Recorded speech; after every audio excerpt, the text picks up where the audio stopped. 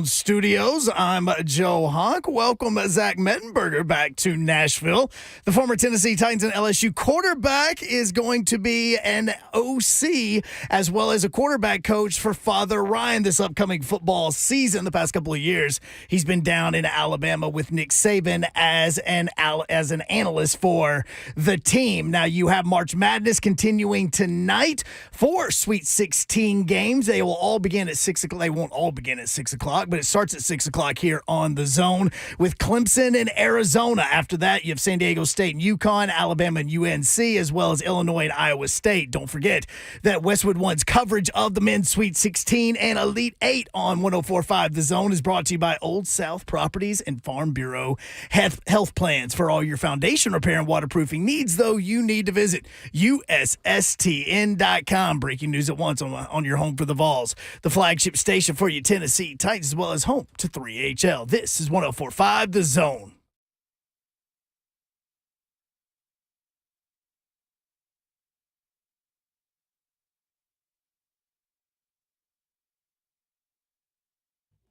What's up, people? Get in here. Welcome to 3HL right here on 104.5 The Zone on a good old thirsty Thursday. And we are going to be able to accommodate you and get your sweet tooth together because the Sweet 16 is cranking up today, Babsy. Let's go. Hi. What up, Doe? How you doing? Happy Thursday to you guys. Yes, How's indeed. it going? It's going. That's the best part about it. It's going. Mayor will be here in a little bit. Yes, he will. Hopefully he'll join us close to the 4 o'clock hour. Mm-hmm. But Ron Slay is in the building. Yeah.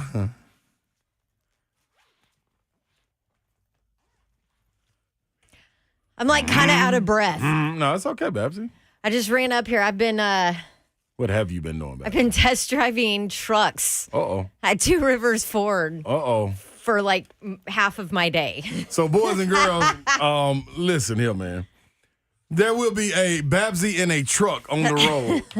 Lord help us all. Please, just everybody that's in the left lane and used to being in the left lane, Now you really better scoot get the over. hell out of the way, right? There's a lot of bump and runs going on. Like, just please scoot over when you see her coming through.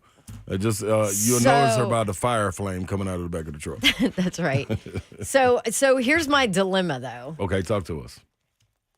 What up, Joe Hunk behind the glass? Hi, Hunky Hunk. Sup? So, I've been telling you guys about Two Rivers Ford. It's truck month, whatever, right. 1.9% financing, if you can get it, whatever. Like, that makes a massive difference on your car payments, right? Mm-hmm. So that's why I was like, I'm going to eventually need a new car. My poor car. It's been around a long time, right? Yes, it is. So that's when I was like, I'm going to go look. I want a truck. I want a truck. This is what I want, whatever. But then I look at like you and Ramon, you guys have like these 250 something. I'm like, that is too big. Yeah. And so Ford has like the Ranger. Right. I'm like, this is perfect for me. Yeah. It's perfect. Yeah. I get in it.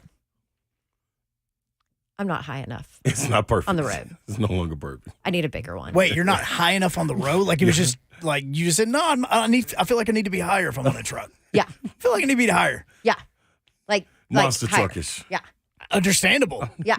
Understandable. I'm just waiting on you to say which truck it is because there's one that Two Rivers has that I'm in love with. So The F-150 or the Ranger? No, it's the F-150 Lightning. Oh, no, that's the electric, right? Yeah. Yes. Almost 400 miles of electricity per drive. Oh, my gosh. Just so everybody knows, Hunk plugs his car in every time he gets absolutely. here. Oh, Which it's plugged in totally right now. makes sense because you drive so far to come here. Which is another reason why I love the Lightning. It is. So with F-150, that's what I'm waiting on you to say. Yes. That's high up. It is just F-150, but not Lightning. Yeah, no, F-150. The other part about this that's extremely funny, because Dawn talks about Two Rivers Ford all the time.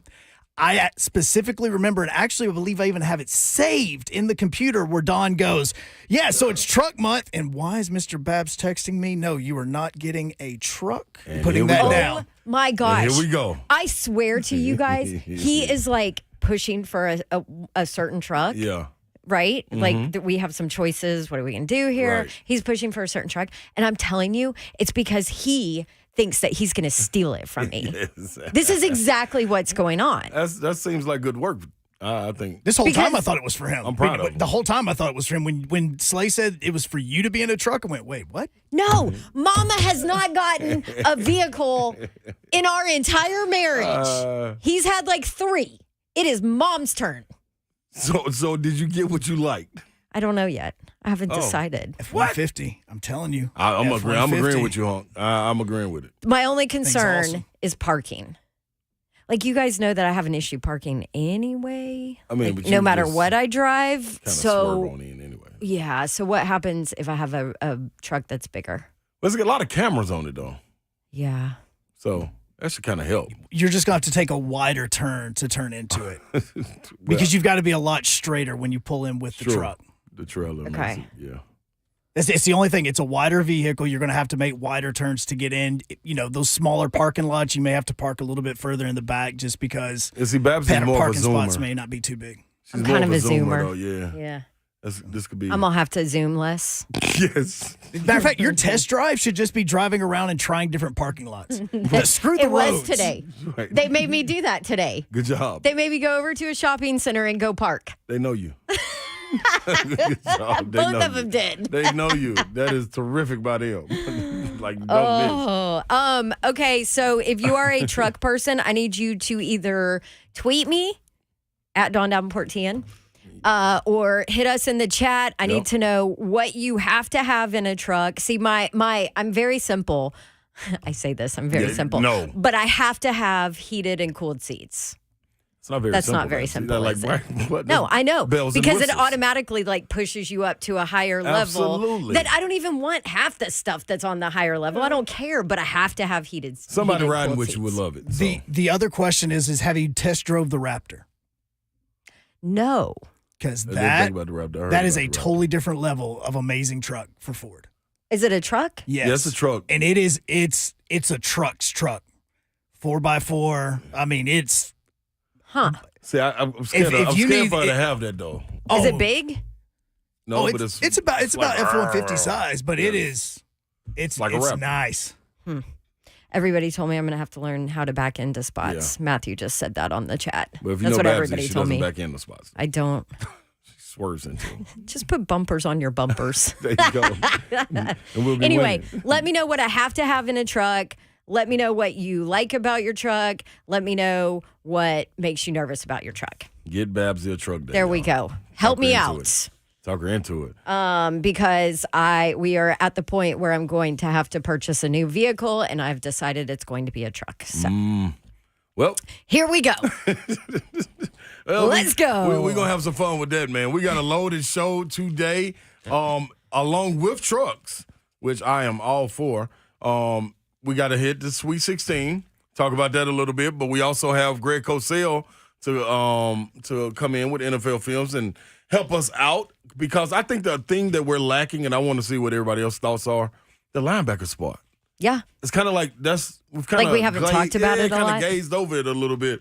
Are we going to And- be draftable linebackers with And that's Cosell? what I think. You know, and I had a nice conversation in the parking lot with Rick Gordy B and the one and only illustrious Coach Mack, and was able to pick their brains a little bit. So they're knee deep in the draft and all They're of that. into so, it. Yeah, it was good conversation. Also, Big Savage will join us as well later. Oh, that's right. Our Mm-hmm. offensive. Hey, he's a truck guy. Yes, he is. Yeah, but He'll have plenty he's like a fun. bougie truck guy. But That's that not one, me. if you can park that one, you can park a truck that you need to drive.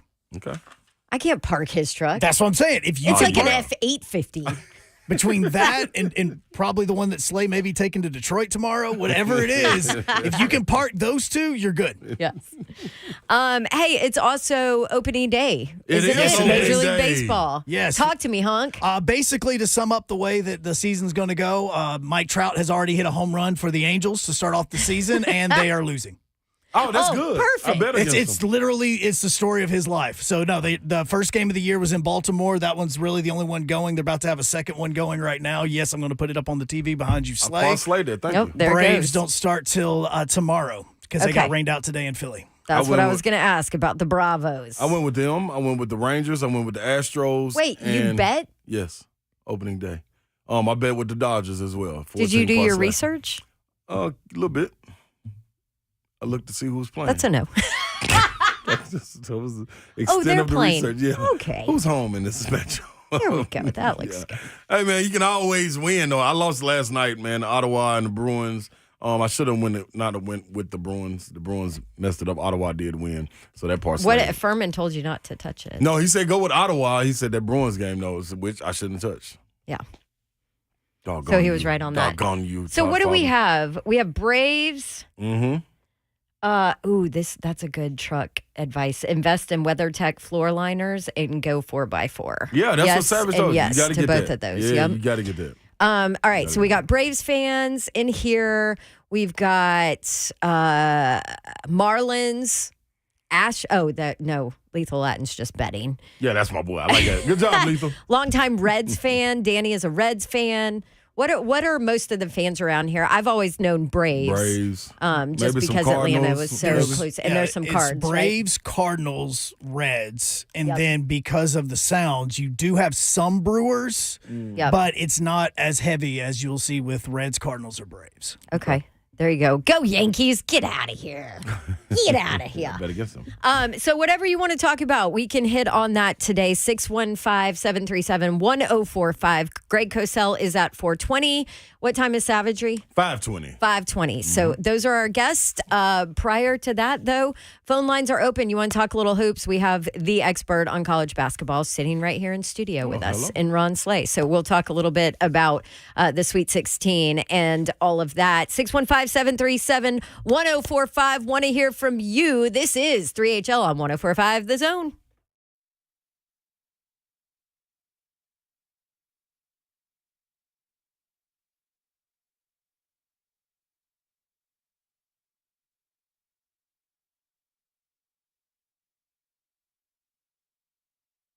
What's happening, people? Ron Slay here with experts in concrete, asphalt grading, and drainage services. That would be Milliken Corp, where you can get on up. You can't get up and stand firmly on solid ground unless you got something solid up under you. Who better to get the solid ground under you? Milliken Corp. That's why. That's who. That's everything that you need to know. Driveways, sidewalks, patios, parking lots, doesn't matter. They can do it all. Decorative concrete, stamped concrete, backyard renovations. I know you. I know it's nice and sunny out there. You thinking about having a little get-together, yeah? Not with the way it's looking right now. No job is too large or too small. Get Milliken Corp to come in and set things straight for you and have something beautiful to show off. All you got to do is give them a call at 615-238-5909, 615-238-5909. Their word is their warranty. Unlike some people, I'm not going to call names. I'm not here to do that. I'm just here to tell you, it's your fault. If you choose the wrong asphalt, choose MillikenCorp.com. So here's the deal. Now warmer weather's coming. Maybe you're going to spend some time outside. Well, guess what? Outdoor Lighting Perspectives of Nashville can help to beautify your home and make it so much better. And I know because that's what we did in our backyard. We were all in on our backyard project. You've heard me talk about it. And we realized that at night we couldn't even use it because you couldn't see anything back there because it was so dark. So had Outdoor Lighting Perspectives of Nashville. Bob Lyons, the owner, came on over and we talked through everything that we wanted and needed back there. And then also the driveway so that my stepson could play basketball late at night and I would feel safe when I had those early for 5 a.m. leaves for football games out in the driveway. And they did all of it. And I knew it would make a difference. I had no idea what a difference it would make. I'm in love with it. Outdoorlights.com/Nashville. They do festival lights, path lights, wall washing, tree lighting, area lighting, maintenance on lighting systems that they did not install. And oh, by the way, they also do commercial lighting and holiday lighting for later in the year, if you want to call them. Outdoor Lighting Perspectives of Nashville. They're the best, been around for over 38 years. You can go visit them online, outdoorlights.com/Nashville.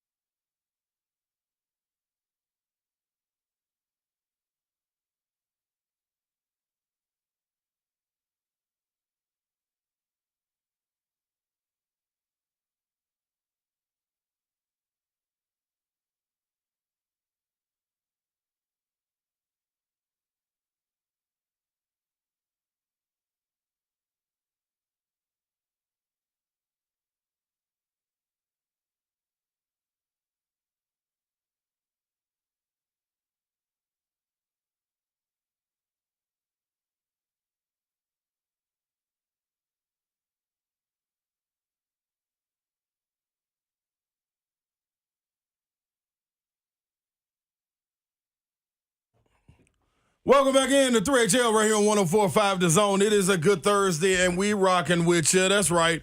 Babsy is in the building. I'm in the building. Joe Hunk behind the glass, and we have Yoro will be with us shortly. But right now, we want to go to the phone line, 615-737-1045. You can always weigh in on the chat as well. Facebook, YouTube, Twitter, and Twitch. Twitch, please. Who we got over there, Babsy? Ryan in Mount Juliet has a gambling question. Oh, what you called the right got, person. Ryan? Welcome into 3HL. Hey, thanks, guys. Thanks for having me. Big fan, Slay. I think I called in about a year ago around this time about professional baseball. Gave you guys an awesome Yankees bet. I know you didn't take it, but that's all right. Hey, but we wish we would have after it panned out that way. Yeah. Well, I got a question for you as a former college basketball player. My favorite bet now is the race to 10 points. I feel like it's a toss-up no matter who's playing. Yeah. And my reason for asking is because you can get some crazy odds on the first to 10, and all it takes is a couple of shots to get there. What are your thoughts? Man, I saw that, and I kind of stayed away from it because you never know how iffy it can be, man. A team come out cold and start in the hole, and the same team that could race out to an 8-0 run could all of a sudden be down 12-8 in a matter of minutes. It's crazy, man. So yeah, no, I mean it's a fun bet because it's quick, right? But you also can bet on those crazy odds. I mean, you get paid out 3 or 4 to 1 on some of those odds. Oh, yeah, that's worth it. Teams that, they start out down 8-2, and the next thing you know, it's 10-2 or 10-8. Yep. So, those some good. Can you do them live? Can you do live bets with it too? Or no, you got no, you got to bet. Okay. You got to bet before the game starts. But it's just the first to 10 points. I love it. It's out there on almost every sports book. So. Okay, who you riding with today? You going with this Alabama and North Carolina game? I know it's gonna be some points scored early in that. I will bet on all 4 of those games, and I will take whatever the best odds. Honestly, I love it. All right, I appreciate that, Ryan, man. Good happy hunting and betting today, baby. Although I do feel like it's like there's a no. You don't look at matchup. You don't look. Nah, it's just a straight. Yeah. It's like red or black for roulette. That's exactly how it is. Like, what do you feel? Yep. You That's playing it. the odds. Yeah, absolutely. I think if I was betting on one today, like a for sure, this UConn San Diego State game, the way UConn has been playing is bananas. They look so. Man, it's crazy. I'm loving what Dan Hurley has done with his team. Yeah. They look like the best team in college basketball. It almost brings you to the point when you're looking at the bracket, you almost think to yourself, like, why was I mulling over my decisions? They look that good.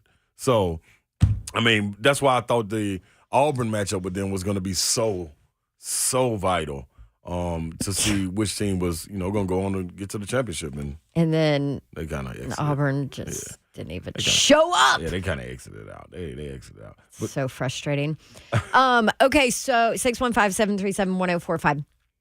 So we got basketball tonight. Mm-hmm. Super excited, which we did complain already that baseball opening day is on the same day as the Sweet 16. That's just, like, if you...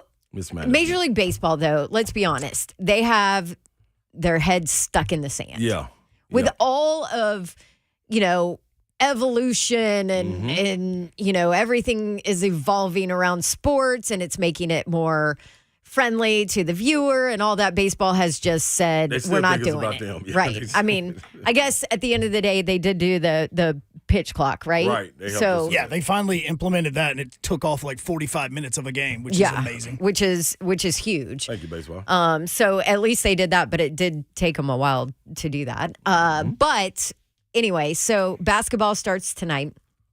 That's right. What game tonight are you looking most forward to? The one I'm looking most forward to is the North Carolina-Alabama game. Okay. I think Me too. Looking at that game, I mean, it's one, we know Alabama. Two, we know North Carolina being in the region that we are. And there's a lot of North Carolina fans here. I should reach out to Brandon Wright, get him to come on and talk about Carolina and see what he thinks in this matchup. But Alabama is one you look at. That's the feast or 8:30 famine. game. Yeah, feast or famine with these two. You can come out hot and stay in the game. I expect it to be a lot of points. I can think they got the over-under set at 173.5 right now. Dang. That's high. Yeah. Yeah, that's pretty high. That's over 80 each. by them, 85 each almost. So you want to look at it and see what team is coming out, who can control pace. Both teams have a really good point guard. R.J. Davis, more of a two-guard for North Carolina, but to combat that, Alabama has Mark Sears, who was up for SEC Player of the Year. Coaching styles will come into effect, like who can make adjustments, with it being Hubert Davis and Nate Oates. Nate Oates has a couple of years on Hubert Davis as far as coaching and being in this tournament. North Carolina went all the way, came up short, but returned everyone and was looking to get back to this point, and retooled, loaded, and ready to go. If you had Who to comes out bet the on hottest? just coach. Just coaching. I probably would go with Nate Oates because I know what to expect from him. Hubert Davis, I have a sample size of what he brings to the game so far, but I'm interested to see how his players adjust because, you know me, at some point, the guys that can lead you there, would I bet more with Baycott and R.J. Davis for Carolina, or Mark Sears and Grant Nelson or Aaron Estrada with Alabama? I probably would go with R.J. Davis and Baycott, seeming that they are a little bit more consistent. They've been like this all year long. Even though Mark Sears has been like this, I just don't know what the guys around him are going to do. How efficient they're going to be in this matchup. So is it amazing that Alabama, with the drama that they allegedly had with, I mean, there were times where Nate Oates just looked like he wanted to be anywhere else but coaching for Alabama, right? Like, I mean, there were some hardcore struggles this year for Alabama. Is it surprising to see where they are and how they've kind of looked so far come March tournament time? I think, man, a little bit, just because he had to retool his staff. He lost a lot of his players to the NBA or transfer portal, and he was back in contention to win the SEC. Then you get to this level, you're back in the Sweet 16.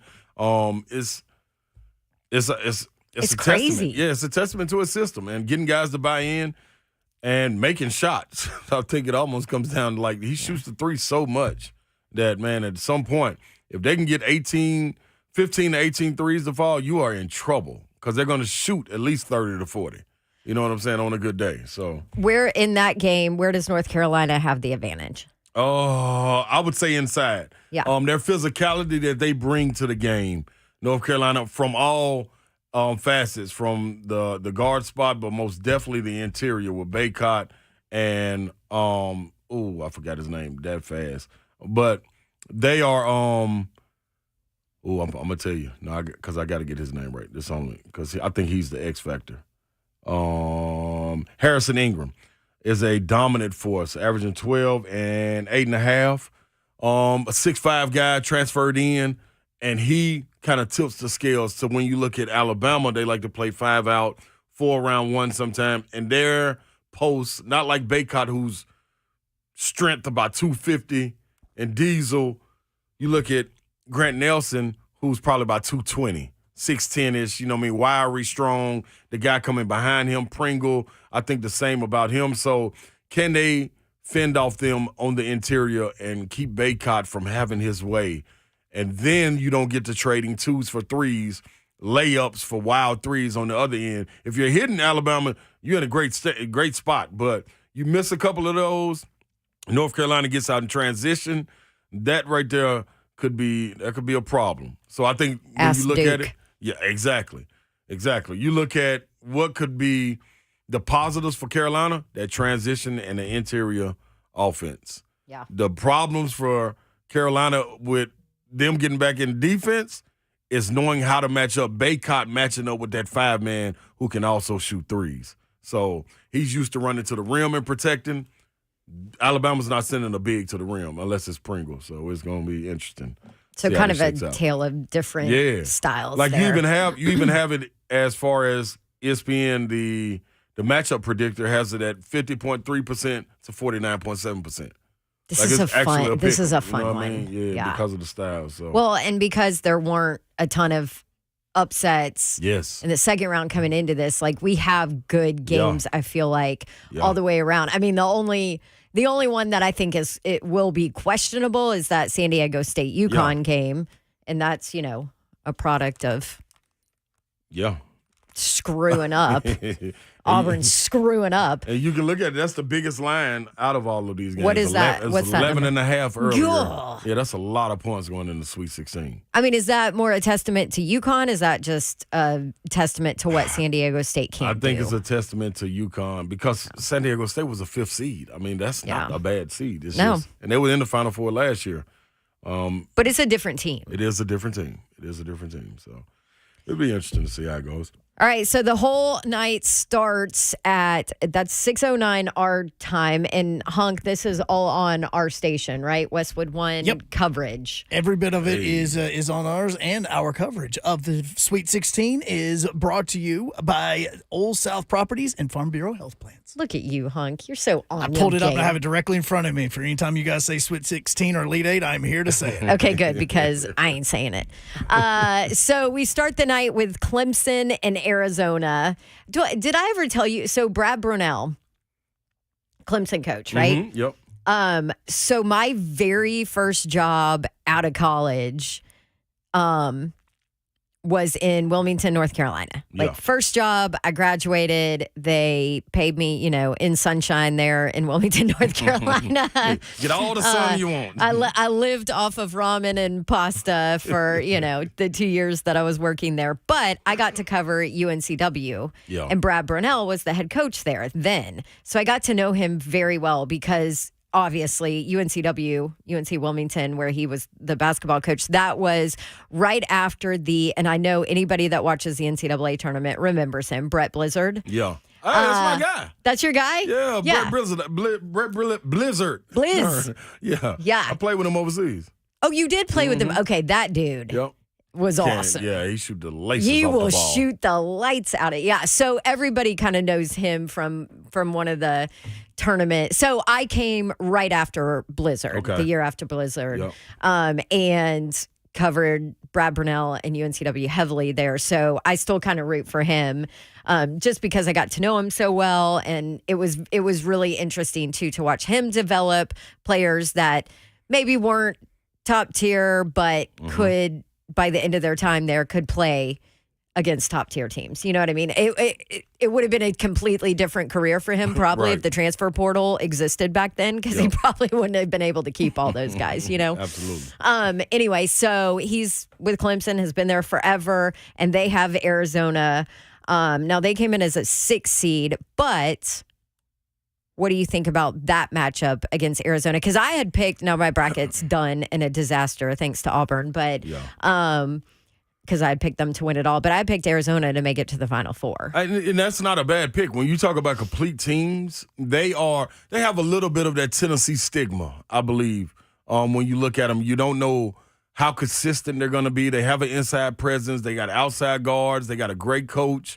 They got a bench. They hit the transfer portal hard, just like Tennessee did with Dalton Connect. They were able to go get Caleb Love from North Carolina, and he's had a phenomenal season. So which Arizona team shows up? Sometime they have a little lackluster start, if you will, or a lag through the game. Can they get over that?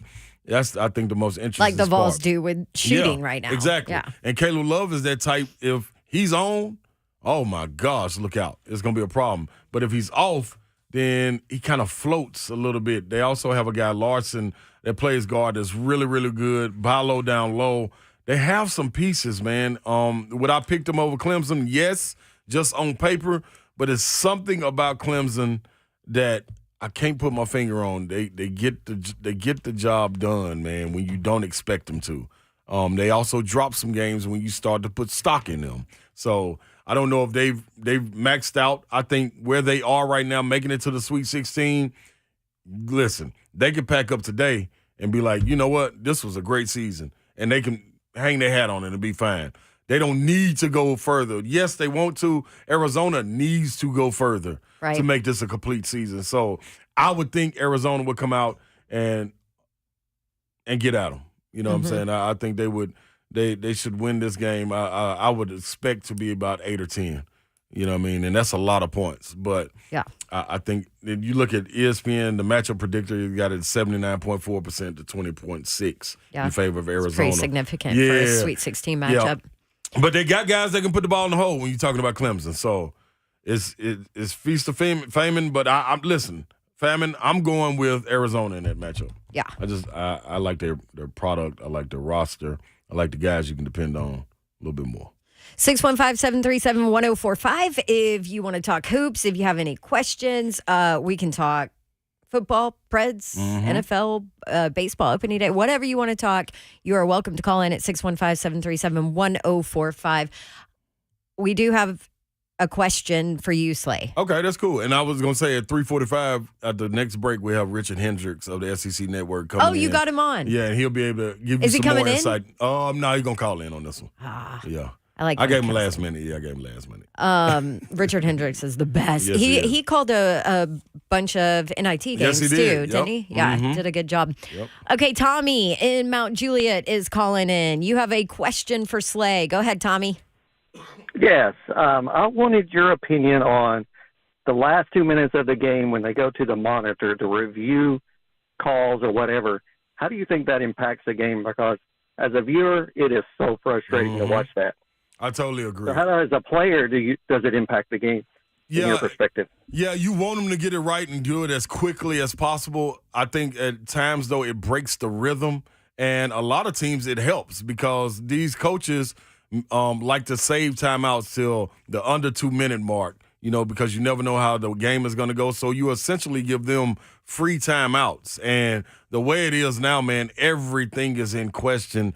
People get to twirling their fingers in the air and have the referees go back. I wish it was someone, and I'm sure it is, someone in studio or someone in office or in the truck watching it, and they could make the call. So once it's challenged, it's an automatic walk over to the scoreboard, put the headset on.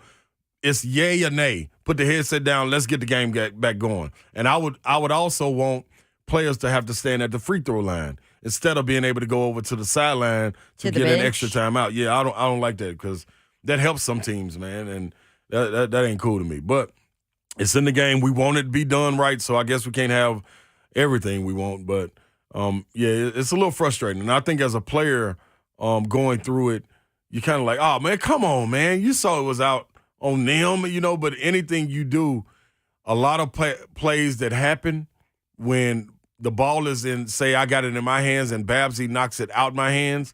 If we're playing at the park or something like that, we automatically know that ball was knocked out by Babsy. But when you do a slow-mo replay and Babsy knocks the ball out my hands, if she just strikes it, of course my fingers are going to be the last one. Fingertips are going to be the last one to touch it. Something that vital can overturn, and it's like, oh, it was all for nothing, So those are the breaks, though, man. Good stuff. All right, Ryan, thanks for the call.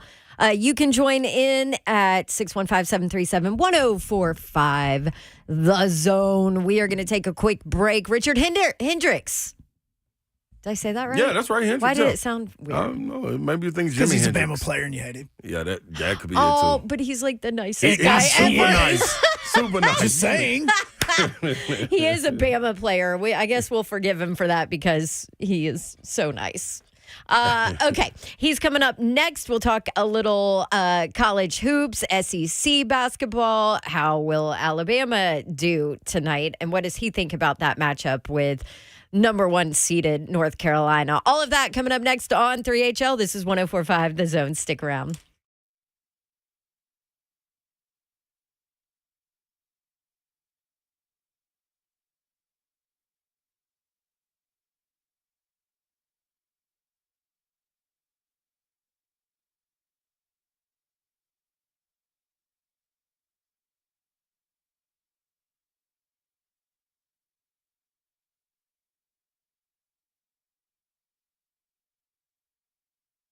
What's happening, people? Ron Slay coming with Kellum Stem Cell Institute. This time of the year, I'm looking at these games being played, man, watching on the Sweet 16 and getting ready for it, and I'm looking at my knee like, boy, don't you go out there.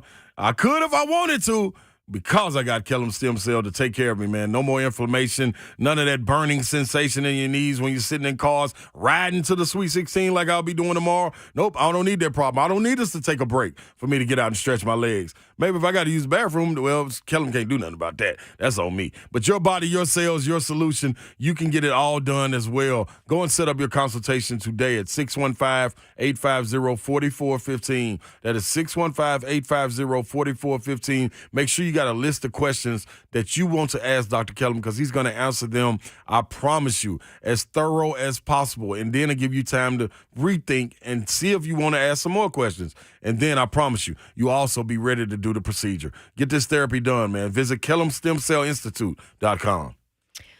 All right, imagine waking up in the next week, this time next week, and boom, 100% debt-free. No credit card debt, no car loan, no personal loans. Well, that's probably because you called Loan Pronto to help you out. They've got this Equity Express line of credit that can make it happen for anybody.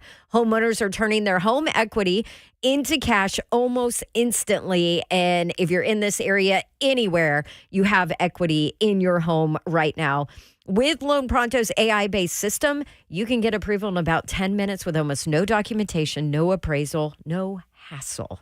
Use the money, hundreds of thousands of dollars you can get out of your home. Use it to pay off all your other loans or maybe do a home improvement project. That's what I did, and I did it with Loan Pronto, and it was super easy, and I got to start the entire process online without a million documentation things that I had to turn in, and it was easy, and I loved it. LoanPronto.com is where you can start it online, or if you have questions, if you want to know details, just call them, 615-499-5780, LoanPronto.com at 615-499-5780. NMLS 1661781, subject to lender approval, equal housing lender.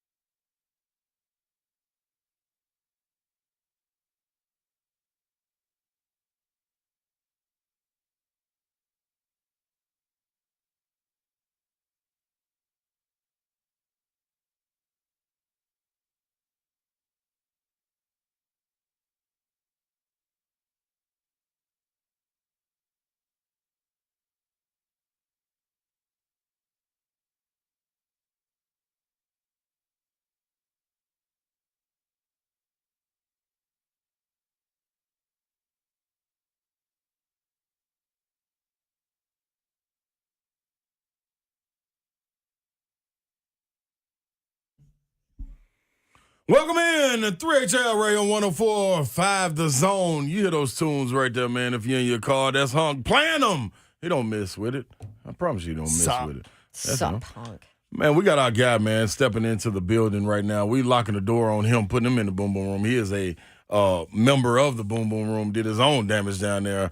From the SEC Network, ESPN, Richard Hendricks, the former Tide, is in the building. What's up, Rich? Doing good. Glad to be in the building. Need a little bit of crimson in the room. No, we don't ever need crimson in the room. Hey, I will tell you a funny. Just a little bit. Yeah, I'll tell you a funny story, Richard. I'm truck shopping, and I'm gonna get myself a truck. And I was talking about what I wanted, and we were talking about doing a 2023 model. So I would have to find one that was already out there, And he was like, well, color, is kind of a big deal. He was like, what do you prefer? I said, anything but red or crimson. Anything but. No. I can't do it. He was like, no, really? Like, no red? What if I find everything you want in it and it's red or crimson? I'm like, no. Red and crimson. That's Alabama and Georgia. We don't do that in this house. It's a great color. I think y'all would look nice in it. I'm sure it would ride smooth, that's for sure. Yeah. But anyway, there'll be a lot of crimson tonight at 8:30 when Alabama takes on that top seed North Carolina team. What do you expect out of this one tonight? Well, I'll expect Alabama to try to be prepared to try to make an upset. I think a lot of it is going to depend on if Grant Nelson can play his best game, because if North Carolina can play at the tempo in which they want and give you a heavy dose of Armando Bacot, it's going to be a problem for Alabama. Alabama's going to have to hit three-point shots from the outside and do it early and often. If they have to play from behind, it will be difficult for them to win this game. But, it's March Madness. Upsets happen. And also a lot of it depend on the health of Latrell Wrightsell. If they have him on the court, that gives another shooter and ball handler that really can make a difference. But it's going to be a good game, and hopefully Alabama can come with something. What's he dealing with? Ankle, Health-wise. I believe. Okay. It's Wrightsell's ankle, isn't it, Rich, or is it? It might have been another head injury. I do really? not know. Okay. I just didn't know how close he was. Yeah, it might have been a little bit of a game time decision or whatnot, but he is such an important piece. They missed him in the last 3 to 4 games of the regular season, and just without that firepower, another ball handler, and more than anything, an on-ball defender that can make a difference from guys in the one-on-one situation. They really missed him a lot, and he made a difference in the first 2 games in the NCAA tournament. Let me ask you, if you can have one or the other, which one would you go with? Grant Nelson having the game of his life or Pringle having the game of his life?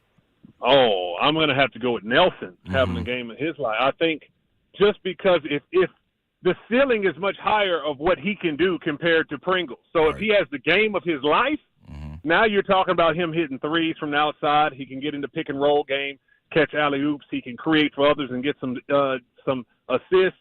He can block some shots, and he can play some defense on all 4 to 5 positions. Right. So if he has the game of his life, I think the ceiling of what he's able to do will be so much more impactful than what Nick Pringle can bring to the table. But you know me, I hope they both have the game of their life because it's needed in a big way. Absolutely. Who scares you outside of Bacot on North Carolina's teams? Like, who are you a little fearful of?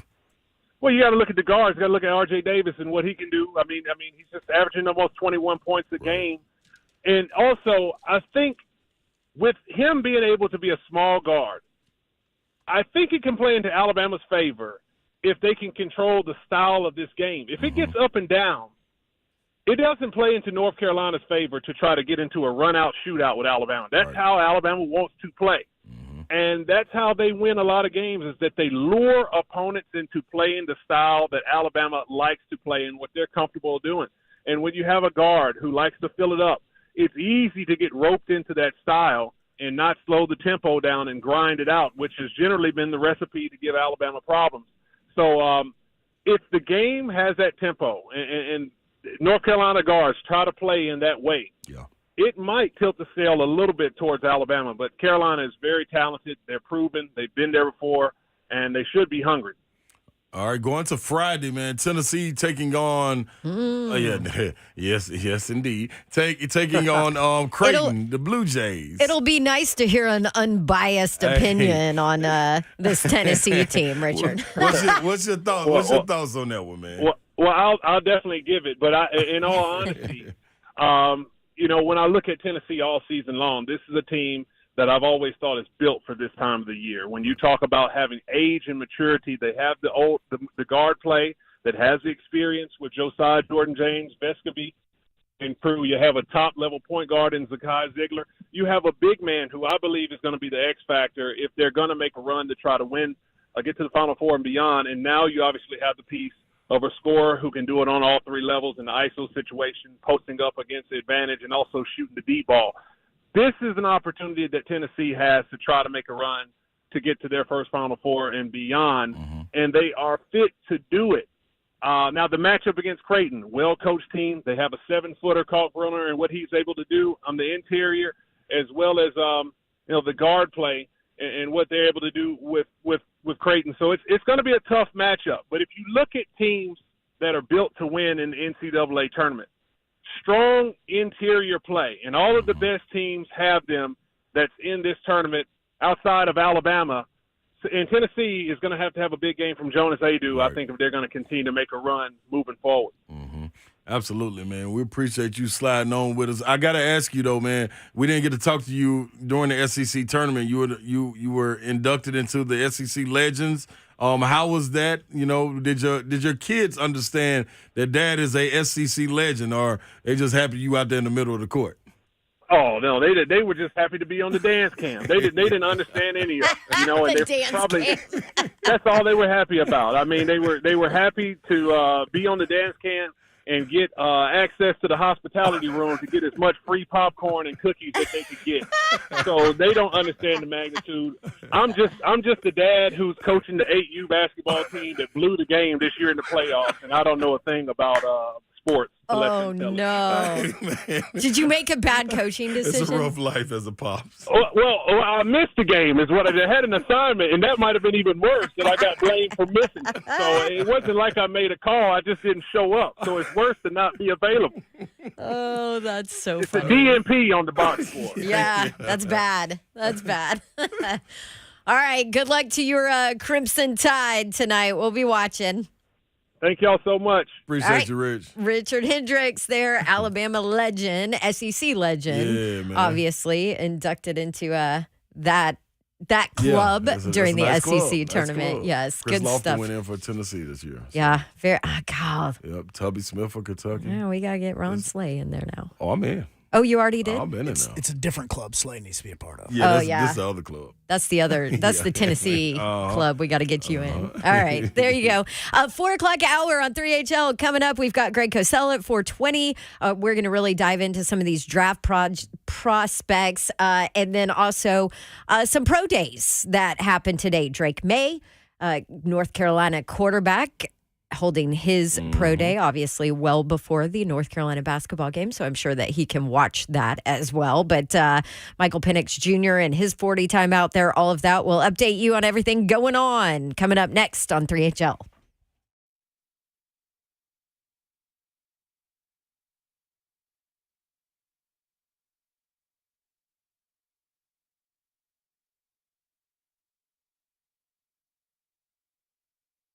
Yes, and your home for all things trucks is Two Rivers Ford.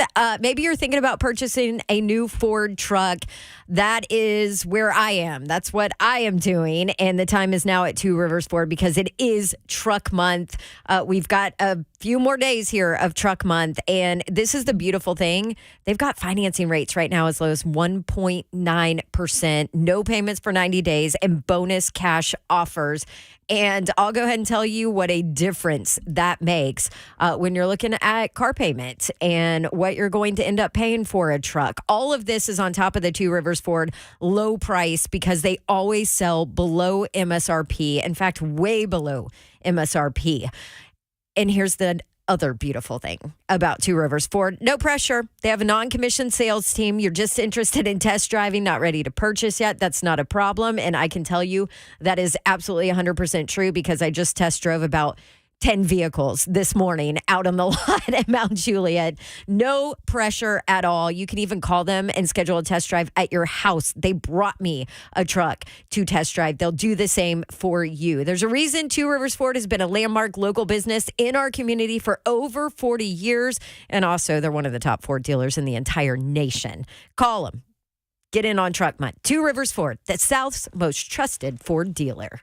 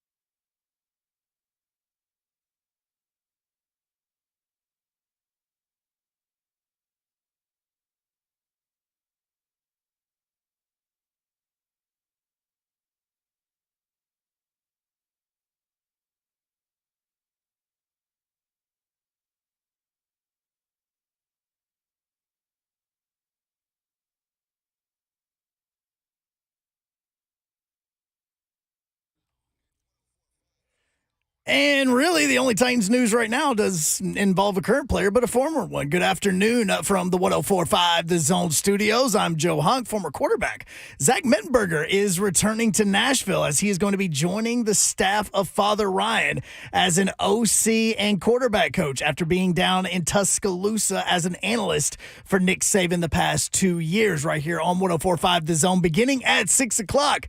The Sweet 16 starts as Clemson and Arizona go at it. After that, it's going to be San Diego State, UConn. You'll get Bama and UNC, as well as Illinois and Iowa State. And all that's courtesy of Westwood One and their coverage of the men's Sweet 16 and Elite 8 on 104.5. The Zone is brought to you by Old South Properties and Farm Bureau Health Plans. And the great thing about that is once those games are over with, or almost all of them are over with, you can then turn to Bally Sports and watch the Preds go for game number 19 as they currently have an 18-game point streak. Tonight they are in Phoenix taking on the Coyotes. For all your foundation repair and waterproofing needs, you need to visit USSTN.com. Breaking news at once on your home for the Vols, the flagship station for your Tennessee Titans, as well as home to 3HL. This is 104.5 The Zone.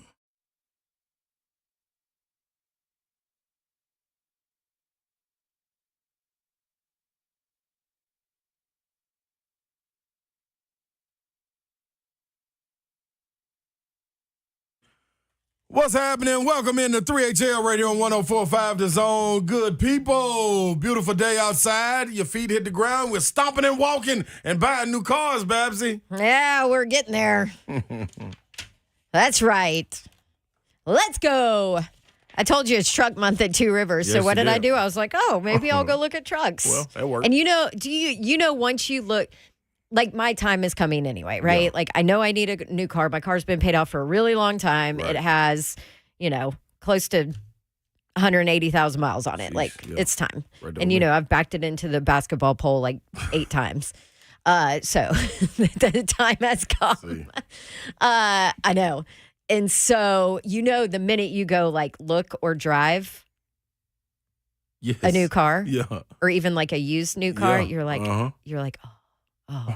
this is This is it. I'm in. Mm-hmm. So yeah, But then they always got a little trick for you. a little trick Let me like, show you hey, this don't one. you want to upgrade to Yeah. this? This one has. Right.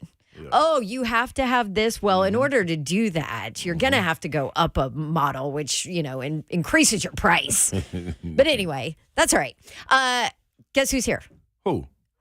What? Ron Slay. Boom. There you go. Ron Slay is here. Joe Hunk behind the glass. Sup? Mayor is on assignment. Should be here later. We'll see about that. We've got Greg Cosell at 4:20, so we'll talk. We're going to talk L'Jarius Sneed with him because we haven't done that since the Titans signed him. We're going to bring up our conversation about Marvin Harrison Jr. versus Neighbors. Yes. And what he sees on the tape and the difference in those guys. We're going to talk a little bit about those quarterbacks because everybody has had pro days now. And then also dive into this draft class when it comes to linebackers because the Titans will be drafting one. Right. They have to. Yes. That is a hole on this team. That is a position of need for this franchise. So we will talk about some of those guys and a guy who has come up a bunch lately the last couple of days in mock drafts to the Titans in the second round. And then Eric Galko, who we had on, talking about the new kickoff rule because he helped to develop in the XFL. He now works for the East West Shrine Bowl. Right. And he brought up this guy as somebody the Titans might target in the second round, and that's Edgerrin Cooper, the Texas A&M linebacker. Yeah. So we'll get Greg Cosell's take on him as well. So Slay, pro days today. Pro days are active. Michael Penix Jr., his 40 time, Yeah. I think probably helped him a little bit. I don't think there's anything official out there, but a couple of scouts times, Albert Breer has put this out and all of that. You're looking at about 4.53-ish. That ain't bad. No, that's a big I think old he boy made himself moving. some Yeah, money. that's a big human being moving. Yes. And he's one that I haven't heard his name as often as I would like to.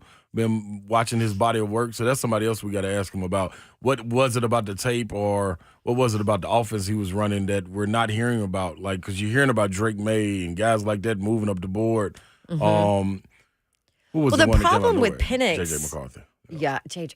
That's so weird. Yes, We it did is. ask Cosell about him last week. Yep. But the thing about Michael Penix Jr. is the injury history, right? Right. Like that. I just think in the NFL you can't overlook that. You just True. can't, and that's not fair to him. It is what it is. Right. You know. But I mean, it's extensive. Yeah. His injury issues are extensive, and that's why I think we didn't see him, pop into this position until after Washington. So One of these, it's been an issue. They got him still at 6 on ESPN, right ahead of Spencer Rattler at 7th. Bo Nix ahead of him, J.J. McCarthy ahead of him now. So Yeah. Okay, so Drake May, you mentioned him and him kind of skyrocketing up draft boards as well. Yes. He had his pro day today. A ton of Broncos contingent were there, and pretty much everybody that makes a decision at the quarterback position for the Patriots was there to take in Drake May's pro day. Crushed his interviews at the combine by all accounts, by all reports, and I can speak to that. Yeah. Because I got to work 2 of his games when he was a starter as a freshman Right. at Carolina, and was so impressed with the kid on multiple levels. Ended up, just kind of going down because he was a freshman, so not everybody knew a ton about him. When you're watching those games, you want to learn about the players you're watching a little bit. So I got to dive in a little bit with him on family. His brother. Yeah, Luke May. Yeah, Luke May, who played for the Tar Heels basketball. Duke Yep. people did not like Luke May. No, he was a problem. He was a problem. So consistent, though. Good God. Yeah, is he still playing? What is he Yeah, doing? he's, I know he came out of school and he was in Italy, and I think he just signed a 2-year with a team in the ACB league in Spain, which was one of the top leagues. So. Oh, okay. So he's still going. That doesn't surprise me. Yeah. So Drake May comes from, I was super impressed with him just talking to him. He comes from this family. His 4 brothers. He's the youngest. Yeah. And you've got Luke May, right? One of his other brothers is a phenomenal baseball player. It's just in the genes. I mean, it's in the family genes. It's like the McCaffreys, right? Yep. Same thing. But one of the things that stood out too, just chatting with him and his family and all that, working those games, he was the most competitive out of all of those boys that are super successful and athletic. Like, that dude was so competitive, but he's like, I think this is why he is interviewing so well. He's unassuming. Really, like. Do you know what I mean? A little bit. Okay, Explain to let me. me explain. Will Levis, not unassuming. No. Right? Brash in your face. In your know face, he's in the you room. know he's competitive. Yeah. You know he's this. He has that look in his eye like, where he's a little crazy. This dude's a little wild. He's a little crazy. Like Drake May is that, but you don't see it. Okay. But his teammates see it. Okay. And his coaches see it. Yeah. And you see it in practice. Yeah. And you see it, but he does it almost with a smile. It's almost like, hey, listen, I'm going to absolutely destroy you on this football field, but here, I'm going to give you a glass of sweet tea to enjoy with it. Yeah. Now does that make sense? Yeah, this is a person you kind of want to stay away from. It's like cutthroat, he's on your team. competitive Yeah. with a smile on his Yeah. face. Like, that's his personality. Yeah, one of those guys you don't need to give any motivation to. 'Cause he's So on his way. damn likable. Yeah. Yeah. That was my impression of Drake May in those games. And one of them had to come from behind Yeah. against Georgia State Wow. in that game too. And no panic, and he was a freshman. You have to remember that was 2 years ago.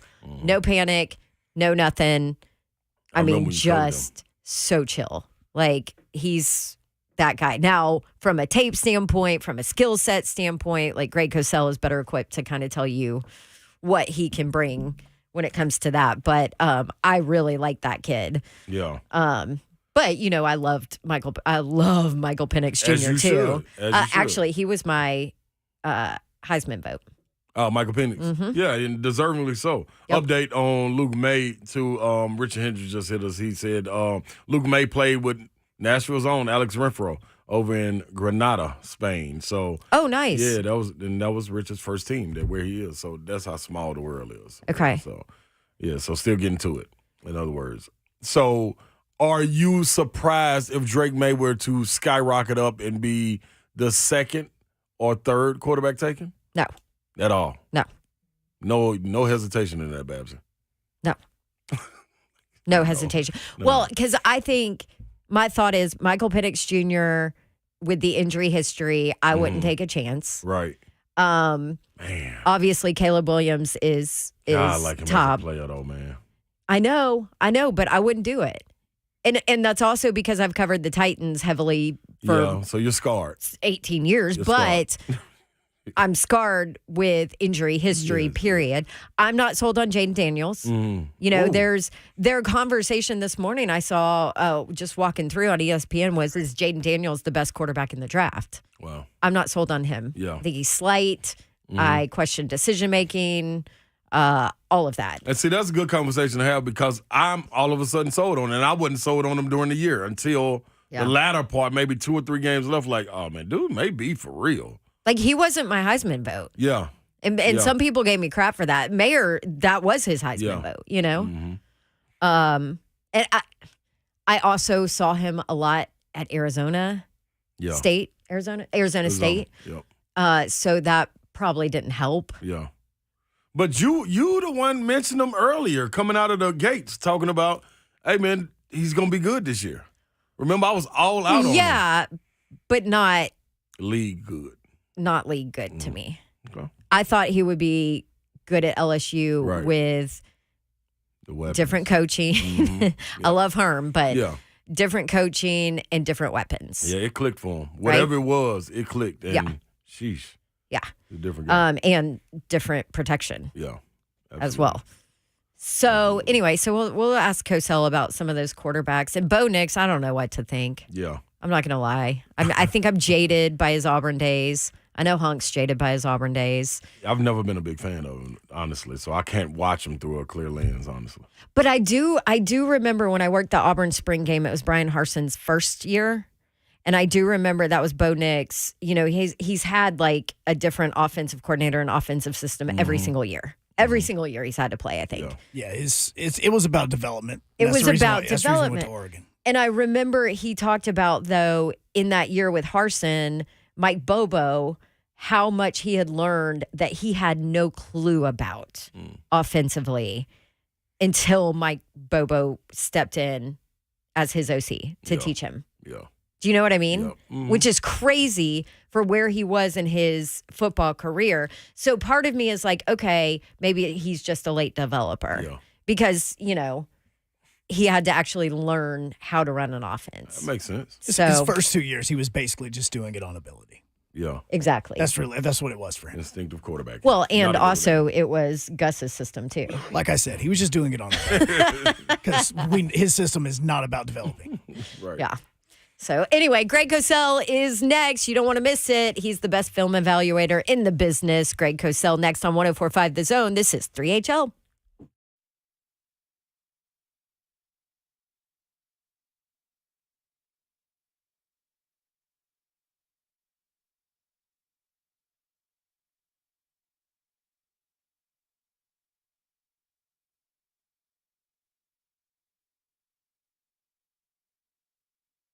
What is happening, good people? You are online. Who you need to be online with, though? Cove Generators, so your power can stay online. They are always going to have you covered anytime your power goes off the grid. Your home is automatically protected with Cove Generators. And all they got to do is hook up the Generac Home Standby Generator. You can get Generator Dave to fill you in on all of that.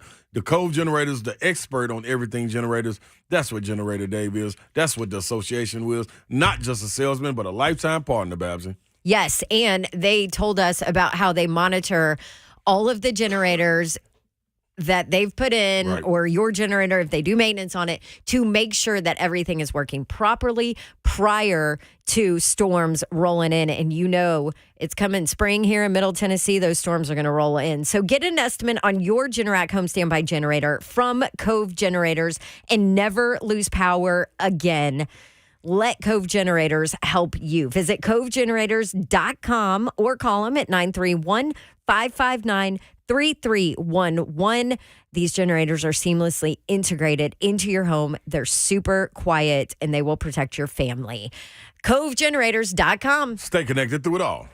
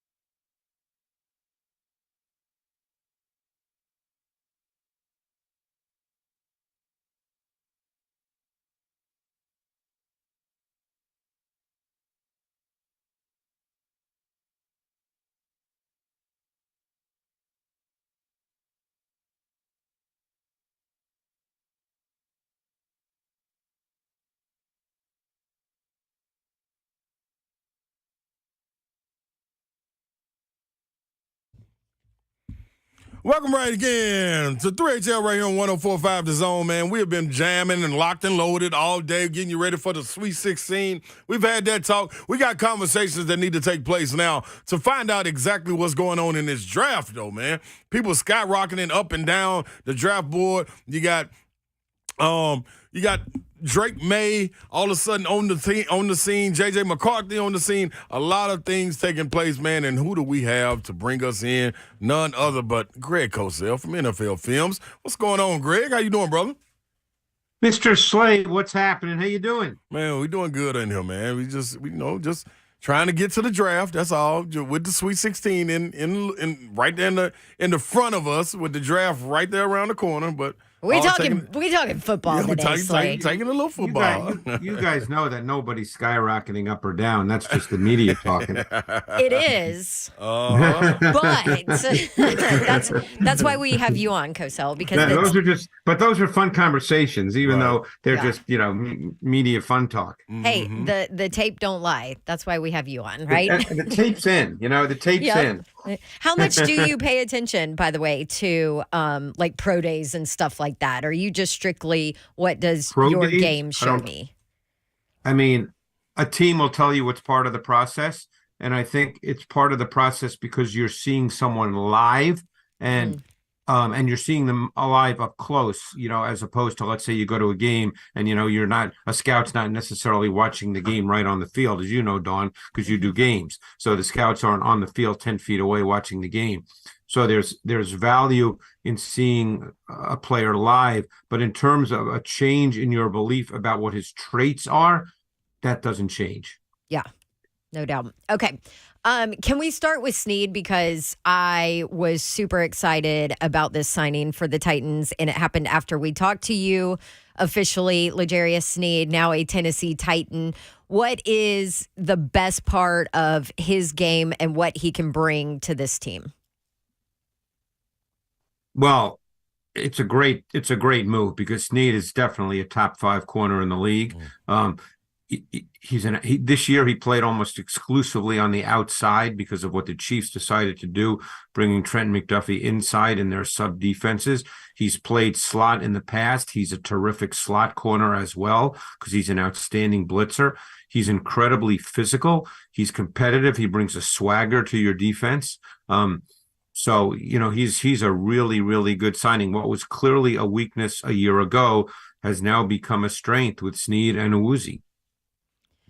And I mean, as a whole now, if you look at what the Titans have and you look at Roger McCreary, kind of this signing enables him to stay inside. Just kind of what do you think about what they have on the back end there?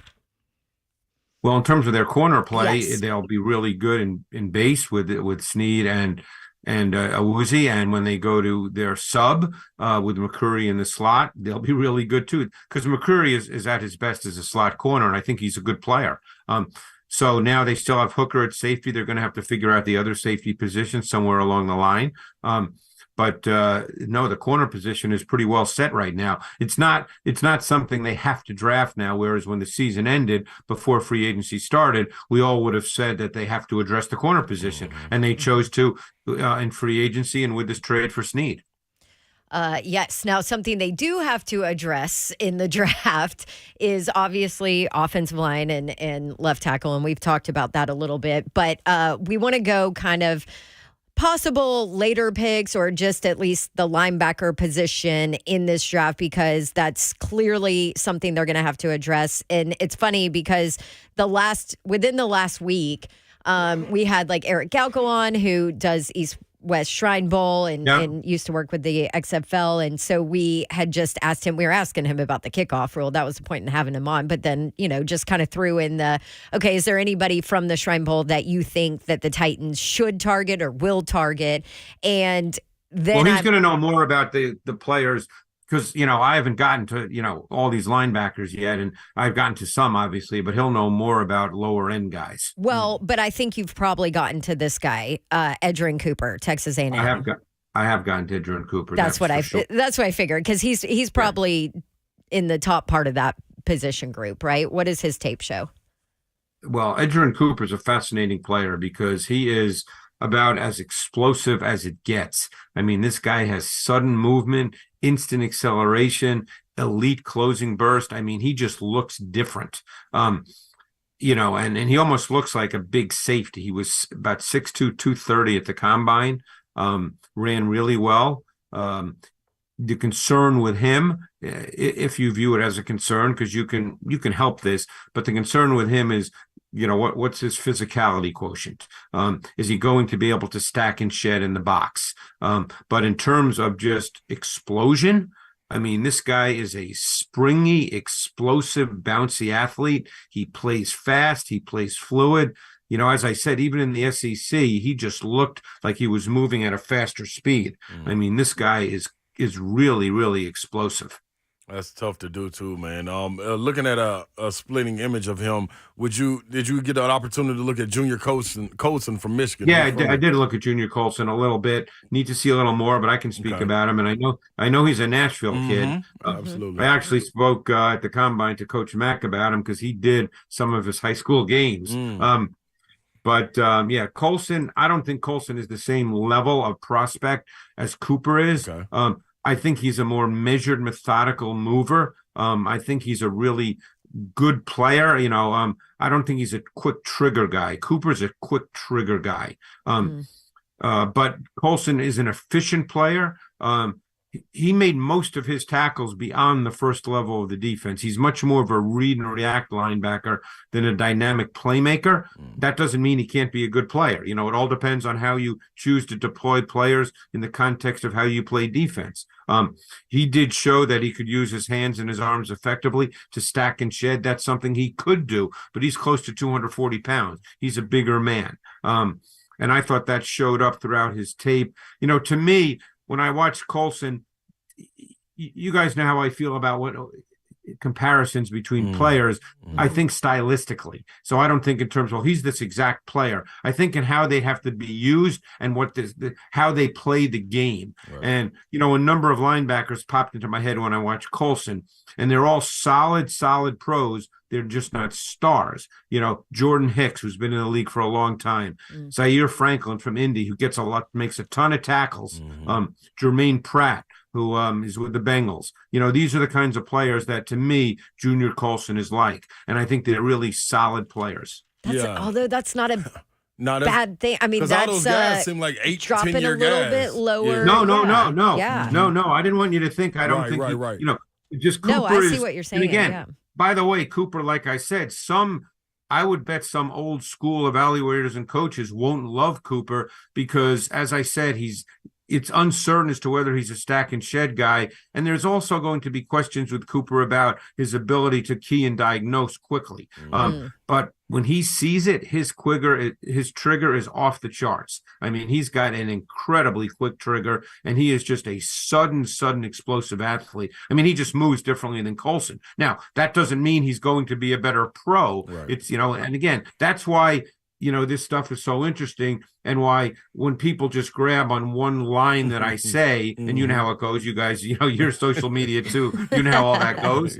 They grab one line that you say, and they just run with that as if, well, you said this guy is this guy. Well, there's so many variables to all this. Right. And a lot of it depends on the scheme that you're in, how you're coached when you get to the next level, how they work on what they perceive to be your flaws or your weaknesses. There's so much more. None of these guys are finished products.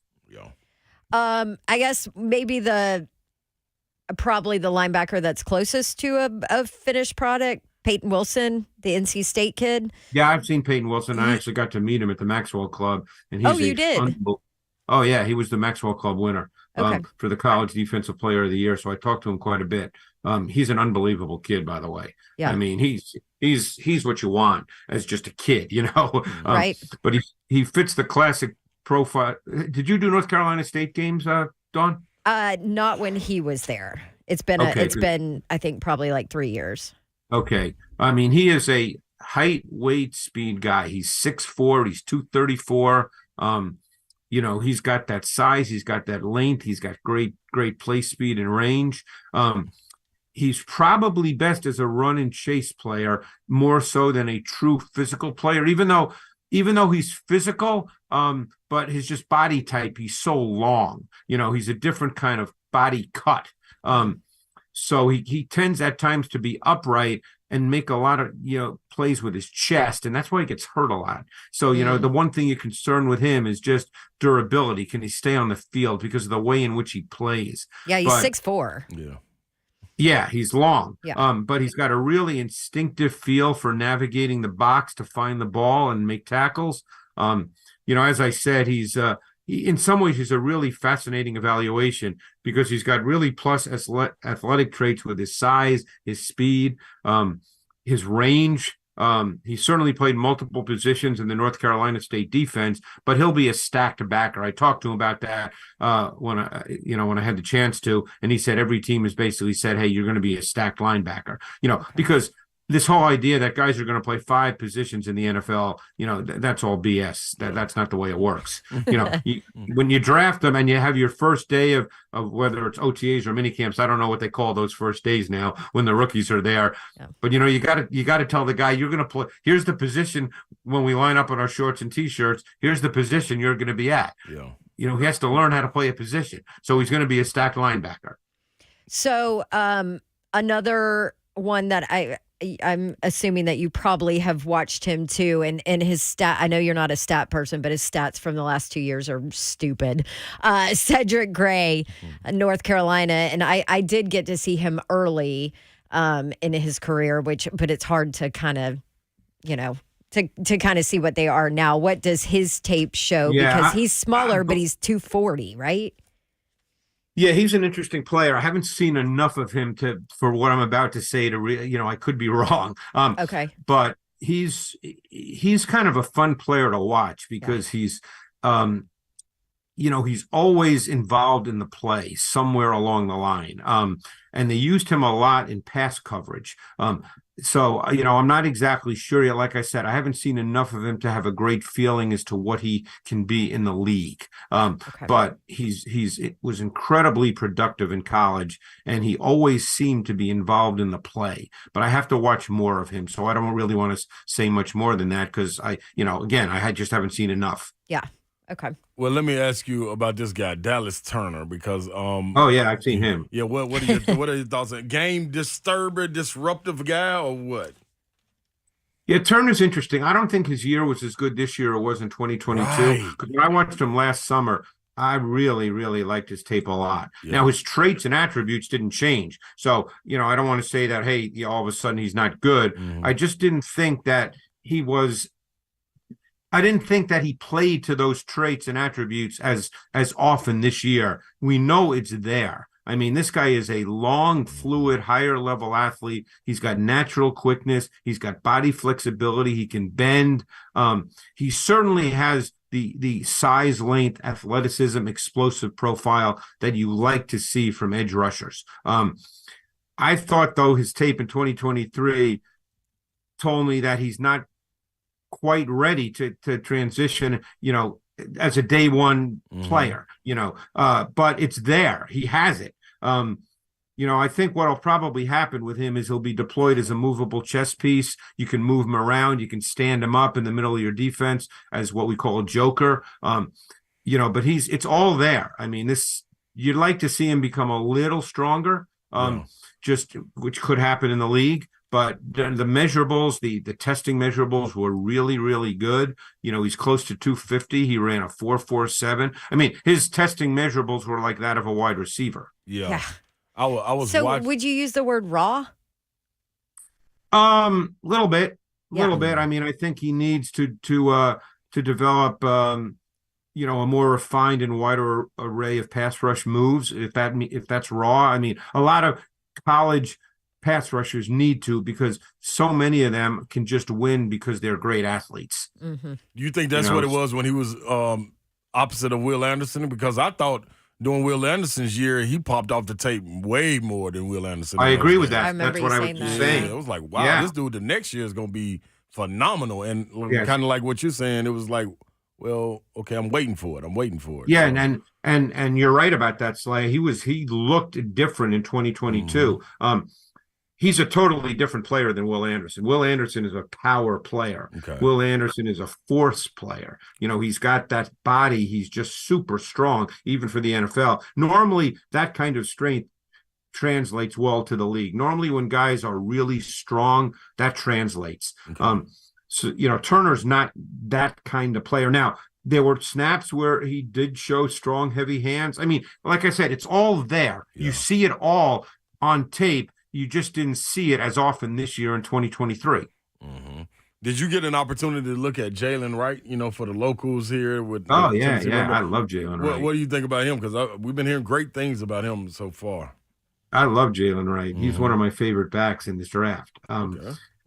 I thought, and I didn't really, because he wasn't, a volume guy, right. And he's not going to be a volume guy in the NFL either. But to me, the way he'll transition to the league is he'll be used. Again, this is not an exact analogy, so people listening don't say, well, Cosell said he's this guy. Yeah. But he'll be deployed in the same way, in my view, as Jahmyr Gibbs, where he could carry the ball 140, 150 times and be a pass receiver who you can detach from the formation. He caught the ball easily. He's really explosive. So I really liked his tape a lot. I mean, I think, I don't think there'll be a back selected in the first round. Obviously, Gibbs was the number 12 pick in a draft. Yeah. That's not going to happen with any back in this draft. Right. But I think Jalen Wright will definitely have a place in this league. I mean, he's a higher level running back prospect because of what he can do sort of overall. He's closer to a weapon than a true running back. Got you. Now, real quick, Cosell, Malik Neighbors and Marvin Harrison Jr. How wide is the gap between the two as far as when you look at them on film compared to where we're hearing all the rumors, like you know what we're hearing, like I know Neighbors is skyrocketing up, and Marvin Harrison Jr. might be there at 7. Right. Yeah. I mean, I think it's. I personally like Marvin a little more, but I understand it. I love Neighbors. I watched Neighbors last summer before anybody was really talking about him, and I just remember thinking this guy's really, really good. So they're totally different kinds of players. So to me, they're both going to be really, really good players. They're just different. Yeah. Neighbors has the kind of build. His lower half is incredibly strong. Mm-hmm. So when he catches the ball, he almost becomes like, think of Deebo Samuel, when he runs after catch. Neighbors is incredibly strong in his lower half, and that allows him to make sharp cuts. It allows him to stop on routes that require you to stop, and the corner can't stop. So I mean, I really like Neighbors, and I know he ran really well at his pro day, but the tape kind of tells you that he moves well.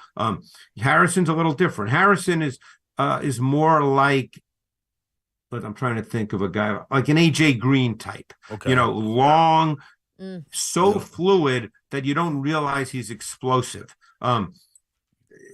Somebody said to me, I forget who it was, that he had for whatever this means, of any receiver this year, he had the fastest GPS time.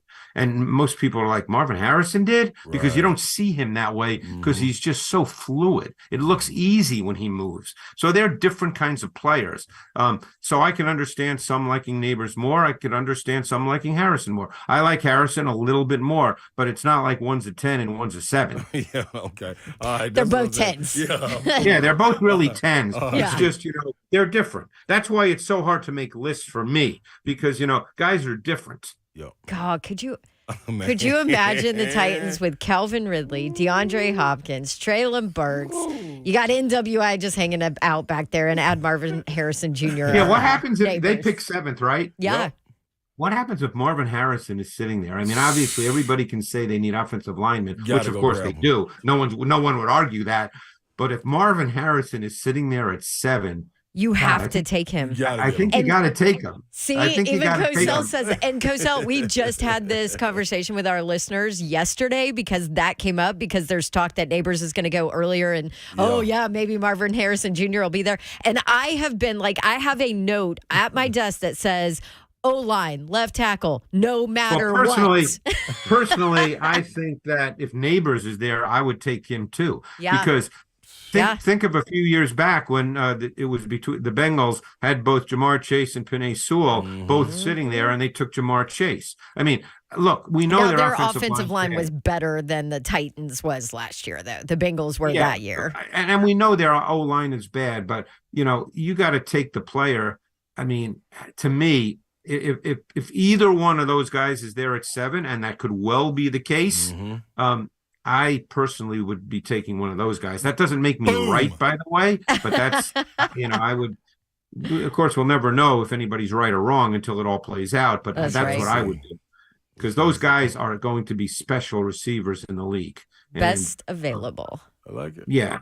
And I think, look, one reason you bring in Bill Callahan too is because hopefully he can make some chicken salad out of what. Yeah. But and then you can still get an offensive tackle later in the second round because it's a deep offensive tackle class. Yeah, which is usually not the case, right? Right. Yeah.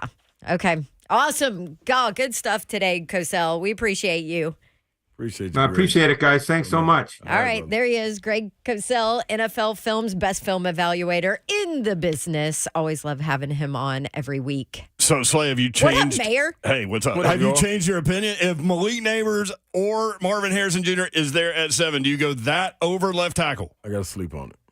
All right, well, Oof. sleep on it. I've got some really interesting comments from Brian Callahan. That talk about kind of his idea of offensive philosophy. A to Z Sports shared it. I'm going to read these quotes to you when we come back. 3HL 1045 The Zone.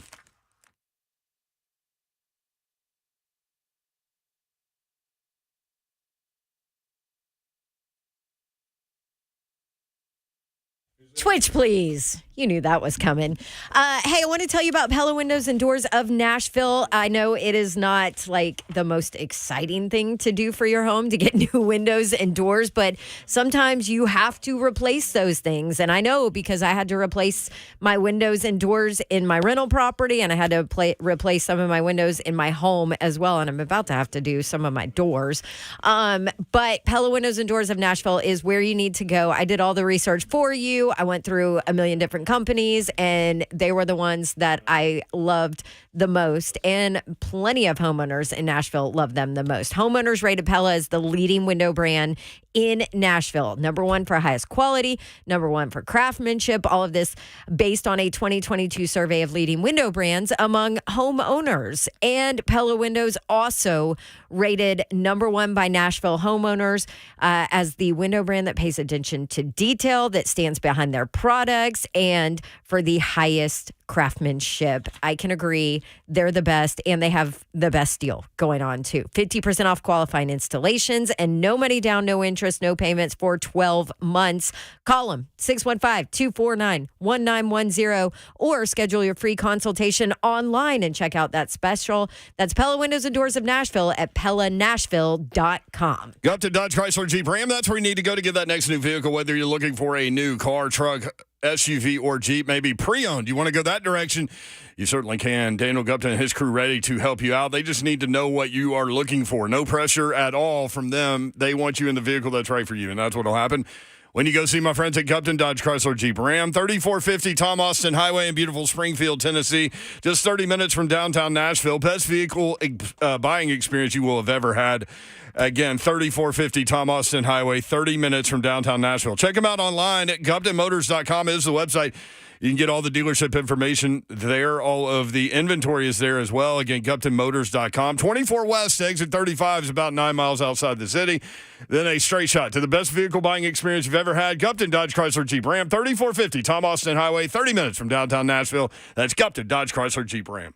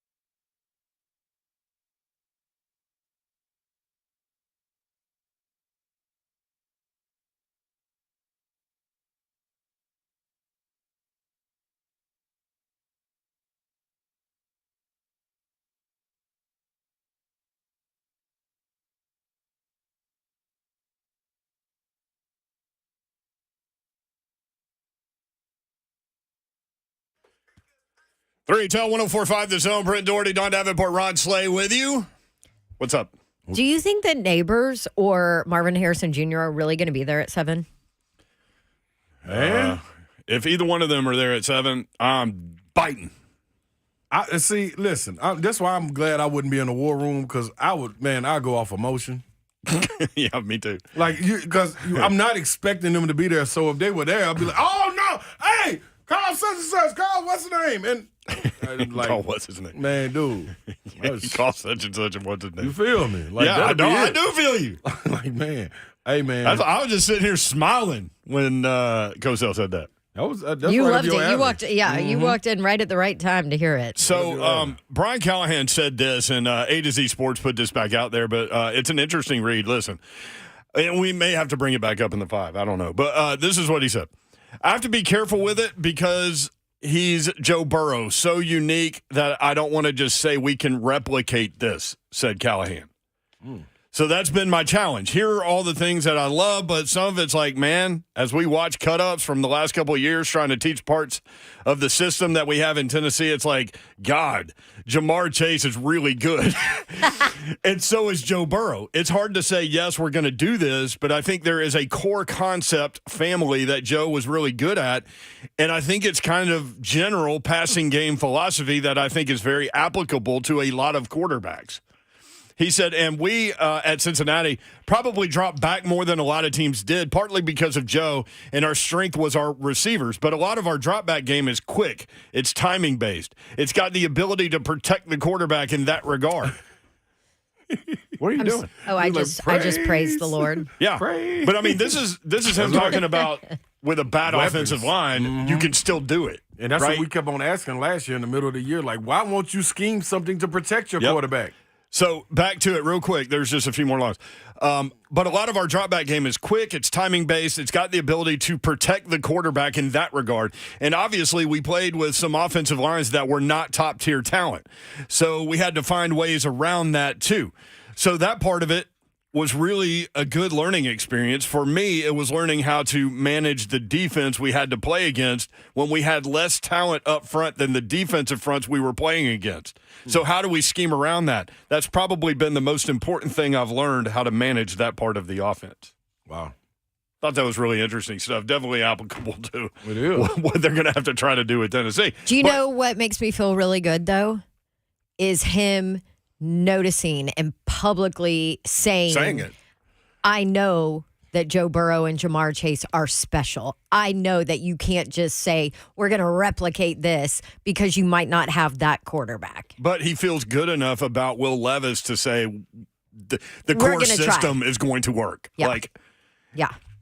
And it makes me wonder when I read that if one of those two dudes were there at 7, if they wouldn't just go ahead and do it. Oh, my gosh. Could you imagine? Put as many weapons out there as they can. I tell you what, after the then last... you could because kiss your boy Burks. That's creating more opportunity for Burks. I'm talking about for the future. He's saying you can protect the quarterback with weapons on the outside. Yeah. Mm-hmm. I just thought that was interesting. All right, more 3HL when we come back. 615-737-1045. We'll talk more about that pick number 7. Get your take. 615-737-1045.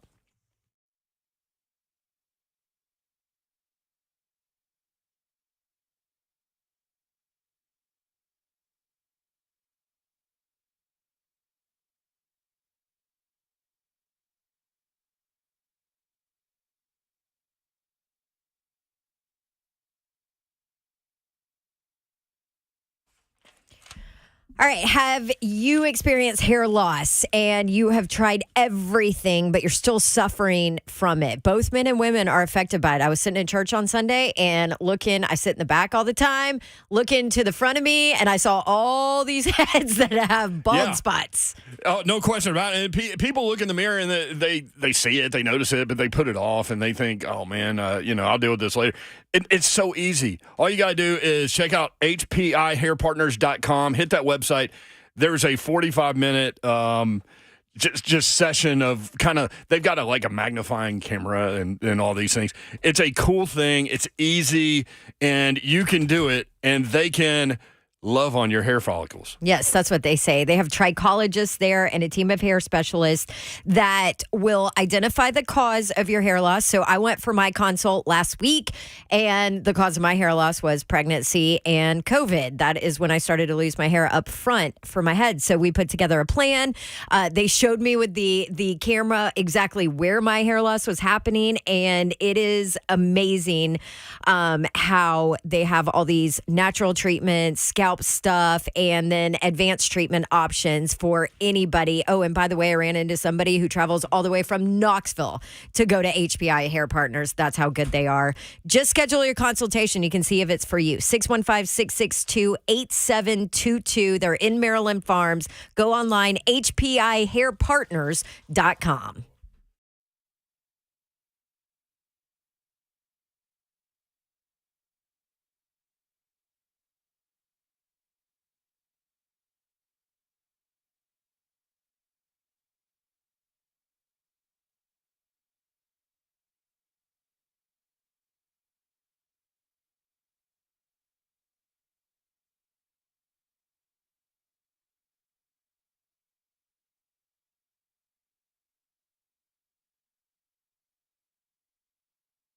All right, imagine waking up in the next week, this time next week, and boom, 100% debt free. No credit card debt, no car loan, no personal loans. Well, that's probably because you called Loan Pronto to help you out. They've got this Equity Express line of credit that can make it happen for anybody. Homeowners are turning their home equity into cash almost instantly. And if you're in this area, anywhere, you have equity in your home right now. With Loan Pronto's AI-based system, you can get approval in about 10 minutes with almost no documentation, no appraisal, no hassle. Use the money, hundreds of thousands of dollars you can get out of your home, use it to pay off all your other loans, or maybe do a home improvement project. That's what I did, and I did it with Loan Pronto, and it was super easy, and I got to start the entire process online without a million documentation things that I had to turn in, and it was easy, and I loved it. LoanPronto.com is where you can start it online, or if you have questions, if you want to know details, just call them, 615-499-5780, LoanPronto.com at 615-499-5780. NMLS 1661781, subject to lender approval, equal housing lender.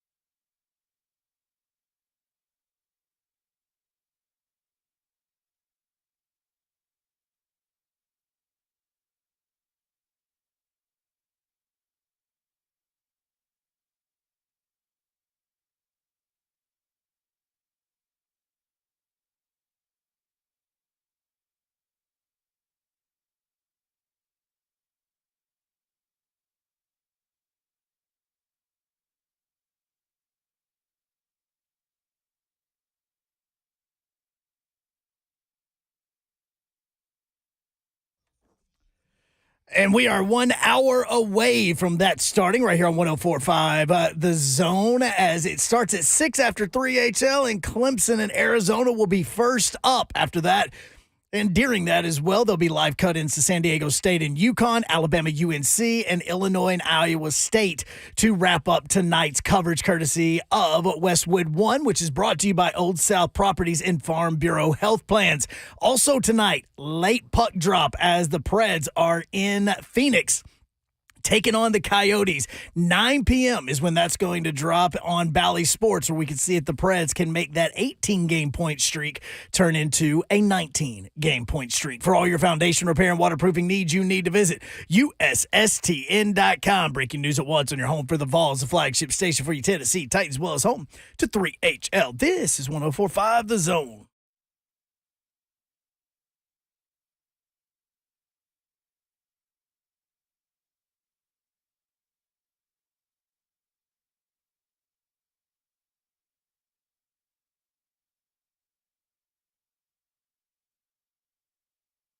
HL 104.5 The Zone. Brent Doherty with you on a beautiful day in the Music City. Hope you're having a great Thursday.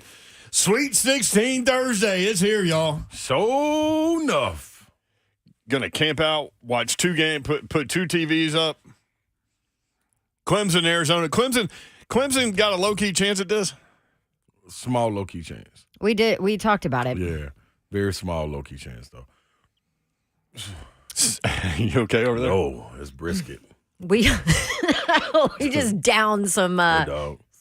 some bag ladies Man, fries. shout out to Bag Lady, man. I just had the Tennessee thing, and I no longer wanted nobody to go get any because I didn't want to share. Smoked brisket, bacon, green onions, and cheese, topped on the onion rings, finesse, sauce, 24K sauce drizzle. That just sounds like Slay, doesn't it? Tennessee thing, man. Bag Lady with the fries. Sounded like you ran out of air again. Yeah. Man, I good. Because you had so much to say. I got so much in me. San Diego State and UConn. UConn in a walk away. Yep. Minus 11.5, though. That's a lot of points. A lot of points. I haven't decided which way I'm going with either one of these. I've already games done yet. it. I figured. Arizona minus the 7.5.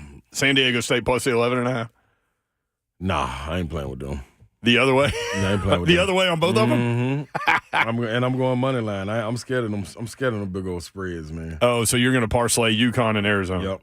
And then That's probably still a low price. I'm throwing what's the name in too. Just throw them in. Damn, Boston Bruins Somebody's got you trying last to give night. me the big Clemson, man. One of my reps. I told you. Money line. I'm rooting for Clemson. I may just do it just on the Arizona, humbug. though. Just on the humbug. You picked Arizona. There's something about that Clemson group. And there's something about the Arizona group that may not show up. I know they're 2-2 in their last 4 games. That's what me and Babs was talking You about. can say the same about Tennessee. Hey, lady. No, it's true. No, old lady. Speak my mind, huh? Man, Yes, that's what they're those 2-2 gonna in their last 4. Yeah, That's right. hey, that's how the tournament goes, man. I may just everybody. I might throw a little small wager on Clemson to see what they do. Okay. So you're like going against yourself too. Yes, Two I already slaves got divided. slaves. 2 slaves divided against 1. Yep, it's time to get a third. I'm going in. Don Davenport is here. What up, What Babs? up? Let's go. Happy Thursday to you. Yeah, I had an appointment, so maybe I'm like a lot of listeners just tuning in for the first time. Welcome in, Mayor. So we'll hit on We some- said you were on assignment. Yeah, Ooh. I was. That's for sure. But we probably will hit on some things that you guys So some already people talked knew about. about it. People knew about what? Bag Lady. Oh, yeah. Yeah. Candy said Bag Lady got guidance whiskey over there and everything. Okay. You can dip your fries and brisket in the whiskey. Boy. Whoa, hold on. Oh, okay. Now you're just out of control. Yeah, don't try to make me out of control, chat. I'm in control. Control. I'm just saying. I'm just reading what's in front of me. That's what was in front of me. Slay Dog's here. I'm in the building. I'm in the building.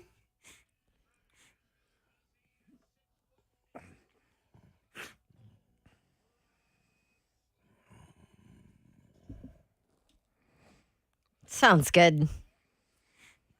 Your car doesn't have a roof. No. And you know what? I just got my tickets. I was going to say, we actually are going to have to ask you about Tennessee in this hour because, well, you're going to call in tomorrow. Yeah, I'm calling in. Yeah, but he's going to be fried. Are you going to be fried? Yeah, we though? want you to. This will be the last time you'll be sober when you're talking on the show. I don't know though because they don't tip until 9:10, right? Well, 10:09 p.m. Eastern. Oh, yeah. Which No, is I'm saying 9 o'clock our time. I know, but where he is, it'll be 10:09. So, I know, so I'm saying he might not be fried yet oh, no, for no, our no, show. No. This is going to be. in the words of Babsy, man. This is going to be. There's going to be a process to this, Babs. Never mind, I take it back.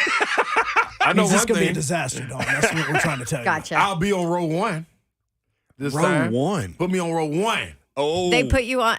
Of course they did. Yeah, Because they're see, like, this is the biggest smack talker we have in our entire fan go. base. Let's put him up front. Let's go. This guy could affect the officiating. I need him to hear everything I got to say. What are you wearing? I don't know yet. Some Because orange. you can't get a technical. No, I can't. Now, I mean, a little bit. Yeah. You gotta be I can't get careful. removed. I You You can get can removed. get yourself removed. get Let's not let that happen. And guess what? If the momentum is going in the opposite direction and they need a change, I'm going to tell them, Coach Barnes, chill. I got it. Hey, ref. Take me out of here. Why don't you just sound like Blaine? Woo! Take me out of here. That sounded like Morse code. I'm back. You're warning the ships. Yeah. That's exactly what it I'ma sounds give him Sounded I'ma like give him the Blaine's hitman. breaking news. Yeah, I'm going to give him the hitman right there. So Barnes won't have to take the tech. You'll just get thrown out of the building. Hey, Vols, I'm going to give my all to the day I'm putting the ground. Can you imagine the reaction if that happened with Slay walking through the Tennessee fan base to exit the building? And me Oh, yeah. screaming. Oh, I can't even. No. I'm going to be You'd screaming. be a deity. I'm going to be screaming the whole time. Go Vols, baby! Woo! I mean, somebody literally. throw me a beer. And I hope they got me handcuffed. I hope the beer hit me in the head and knock me out. I'm just lay there. I want to see them be able to pick me up. You'll be the biggest fan in Tennessee history. That's right, baby. Like That's they'll right. be talking about that 50 years from now. I'm just going People down. be telling them, listen here, little grandchild. Should have seen that sleigh. This boy. one night in Detroit, Whew. all hell broke loose. It was Yeah. 11 o'clock at night. Tennessee was down by 12. Yeah. Slay Dog Yeah. attacked the referee, said, hold on, Barnes, I got this. Yeah. And got tossed out the building. Yeah, I'm out of here. And then Tennessee went on a 15-1 run and won the game. Come on, man. I'm taking my shirt off and everything. Then they end up winning the Elite Eight. They go to the Final Four, win the national title because of you getting thrown out of the building. Then they come bail me out. Somebody will have to. Please. Don't leave me in there, y'all. Don't forget about me when y'all win. Your brother will be with you, won't he? Nah. Uh-oh. Me and Will from the Ville, baby. Oh. Will from the Ville will come get me. He might go in with me. We might be Oh, going y'all are together. both going. If you go, he's going. We might be going together. Will from the Ville. 4 minutes into the game. we gone. That's what, yep. Oh, man. All right, 615-737-1045. By the way, happy Major League Baseball opening day. With that said, how do you do your hot dog? I was just curious. Oh, mustard, ketchup, and relish. Mustard, All ketchup, day and long. relish every time. Heck yeah. Hunk, how do you do Mustard on one side, He's on the ketchup phone. on one side. Relish I'll in the go middle. fully loaded if I'm at a stadium. Just whatever you got, throw it all on there. That's so hunk. Okay. That's definitely. It was in Chicago. They were like, no, you got to try it the way that we always eat it. So I did. And then from now on, I just say, whatever you guys want to throw on, I'll eat it. Yes, but I've been to Chicago, and like multiple people will tell you multiple things about how they do hot dogs in Chicago. And Hunker, So I still don't really have the answer. Yeah, no, it was just whatever. There was the hot dog stand and the bleachers directly behind the scoreboard. I just said, bro, whatever you want to do it. Just give me the Chicago experience. What do you do? I don't do hot dogs. At all? No. What do you get at a Wow. But ballpark? Yoro, hold on, Yoro. This young lady. What? Wow, Babsy. Yeah, No. that's something. I've never heard that before. As You know the American as number you are. one choking hazard Oh, food? come on. See? Babs, bite your Hot food. dogs? Do you know that? Where been Bite being your food. spoiled everything for Babsy, Oh, man? my gosh. It's her go-to. I'm just saying. It's like her screensaver. Yeah, She's got the app on the front page. well, it's probably take pictures and send it to WebMD. Now, what does this do? Come on, man. Remember Debbie Downer on Babsy. Saturday Night Live? Sorry. What do you eat on your hot dog? Yeah. Did you know hot dogs are the number one choking hazard in the world? In America. Yep. Seriously. Babs, that's got to be like for kids or Babs, something. chew No, your it's food. for adults too. Chew your food. That's all you have Cardiac to do. arrest. Oh, my gosh. No, I'm telling you. If you were to eat you've had to have had one hot dog before in your life. Yes, I have ketchup and relish. That's it. No onions, none of that yellow crap. What? No. For me, it's brown mustard, spicy mustard, whatever you want to call it. That's it. That's no, it? No ketchup, no nothing, just mustard. Oh, you're. Huh. I don't like stuff, relish man. at all. Like, at all. I love it on tuna fish and on hot dogs. I did used to eat like turkey dogs, but I would like slice them up. Just Hey, the man. dog. Who scared you on That's that? like what? They did a great Did job your in kindergarten. Google it. Yeah, no, somebody scared you. Well, yeah, if you Google it, You scared yourself you'll see. by Googling it? Yeah. 615-737-1045. Gage in Choke. Smithville. Gage, what's up? What's going on, y'all? Yo, what's up, happening? Gage? I ain't got a question, but I just want to holler at Big Slade. What up, Winner dog? loss on the Vols game. If you ain't sold out, it ain't a success. You know what I mean? Hey, man, I'll take that, baby. Let's Oh, go, here we go. baby. I'm Front sorry. Get row. fired up, Slade. Get Yeah, fired up. front row. I'm telling you. Go Vols, baby. Yeah, Tighten you better up. believe it. Hang up, listen. Man, I appreciate that, man. I'm looking at Coach McDermott. I'll go take him out, Coach Barnes. You need me to. Whatever you need for me to give my all. For Tennessee to advance, I'm giving my all. Because that's all I know. Go on. McDermott, huh? Gage His daddy. specifically called in to get this. I'm to taking get the you dad going. out. Mm-hmm. His son playing in the league right now, so he shouldn't be there. That's true. So I'm a tango with you, big fella. He's a big guy, so I tango with him. Jeremy says on YouTube, I got your bond money, Slay. Hey, my dogs. Hey, the cavalry coming. I ain't worried. I'll be out there for the ink dry. I'll be out there for the Final Four hit, baby. Let's go. Let's And go. Bob said if Slay is in jail, are you all going to say he's on assignment? Yes. Yeah. Absolutely. Actually, I'm on this. We will. That's right. All right, more 3HL next. If you want to get into some of these Sweet 16 matchups, and Slay's not here tomorrow, so if you want to get into Tennessee and Creighton, we'll do it. 3HL 1045 The Zone.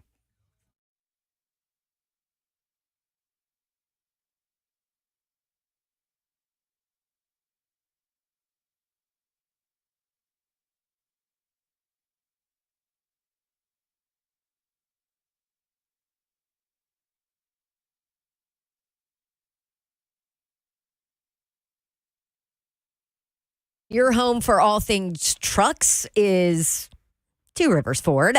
Maybe you're thinking about purchasing a new Ford truck. That is where I am. That's what I am doing. And the time is now at Two Rivers Ford because it is truck month. We've got a few more days here of truck month. And this is the beautiful thing. They've got financing rates right now as low as 1.9%, no payments for 90 days, and bonus cash offers.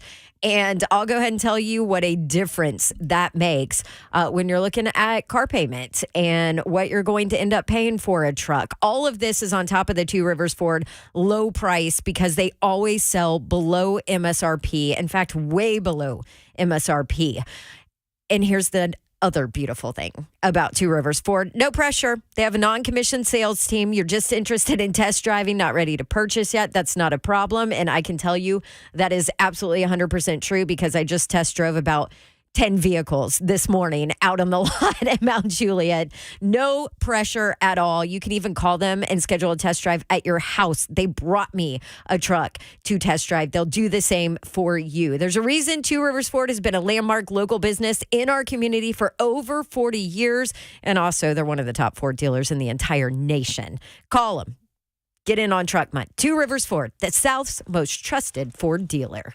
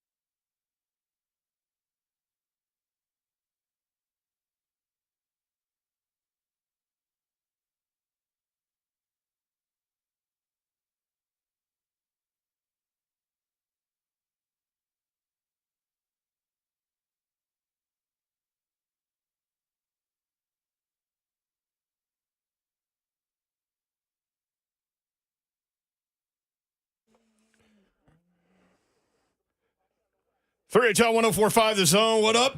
Hope you're having a great Thursday. Weekend's almost here, and we got some big-time basketball. Gonna get some Elite Eight teams in the mix tonight. Ooh. What? We haven't talked about the Illinois-Iowa State. I'll get your take on that one at 5:45, Slade. Oh, come on, Astros. Okay. Astros, No, Yankees? Iowa State, Slay, not Astros. I mean, yeah. Illinois-Iowa State, not your parsley. My parsley is winning right now. Focus. I'm sorry. Focus. I apologize. Oh, we could win, Hunk. But okay. Gambling problem? Call 1-800. Yeah, so 4 teams will punch their ticket tonight, so it's going to be fun. That Alabama-North Carolina game, too. It'll be a good one, man. I mean, I know Furman said North Carolina or pass, but, man, if Alabama gets hot and that freaking point guard That's what Richard Hendrick said, too. can get to the rim anytime he wants, basically. Yeah. Big Ramone Foster savagery in the house. Ramon, what up? How are you? Hey, good people. What's going on? Hey, the boy Savage from down the street. Down the street, across the way. Either way. So in the last segment, Slay Dogs just kind of outlined a very real possibility that he could get tossed from the building in Detroit. Like how what would you put the odds at that? Like 50-50, 90-10 against? Like where are we with that? Knowing you're not going to be there to like calm him down with him. He's got Will from the Ville with him. He got Will from the Ville. Because Will from the Ville with him, I'm going to go 40-60. Because if it gets to 50-50, then Will from the Ville going to jump in. And if it's 50-50, there's no holding them back right there. It's just like, Ric Flair when he says it's going to be a hard time holding them alligators back, and they're going to have a limo outside a mile long. So if they do get kicked out, I'm sure the road transportation, will have TVs in it. So it's not like they're going to miss anything. You know what I'm saying? Like, so Will from the Ville's not going to talk down the situation. He's going to maybe just jump right in. Like, get my boy. There's a point in almost everybody's friendship and mentorship and just group of people that you trust that they know, okay, I'm going to just back out the way. And if he's close to being 50-50, when he goes 51%, you just get out of the way because there's no coming back when you get to that point. Because Ron Slay is a very chill individual, and he'll warn you. He going to give you that death stare, and he going to breathe hard. And y'all know exactly what I'm saying, all right? Because if it does get to that point, it's just like, well, you had your opportunity. Like, you think this man is a world-class athlete for nothing, and he just competed in a nice guy way? He got a board in the studio for nice guys. I tell you whose name ain't on there. That's right, Drew. Ron Slay name ain't on the nice guy on the nice guy board. Am I making sense of what, y'all? You're making a whole lot of sense. All right, so as long as we're going down the making sense path, so Greg Cosell said, if Marvin Harrison Jr. is there at 7, you got to take him, right? And then he goes, as a matter of fact, I'd take Malik Neighbors at 7 if he's there. So if one of those two guys is there at 7, do you scratch the left tackle plan and go one of those guys?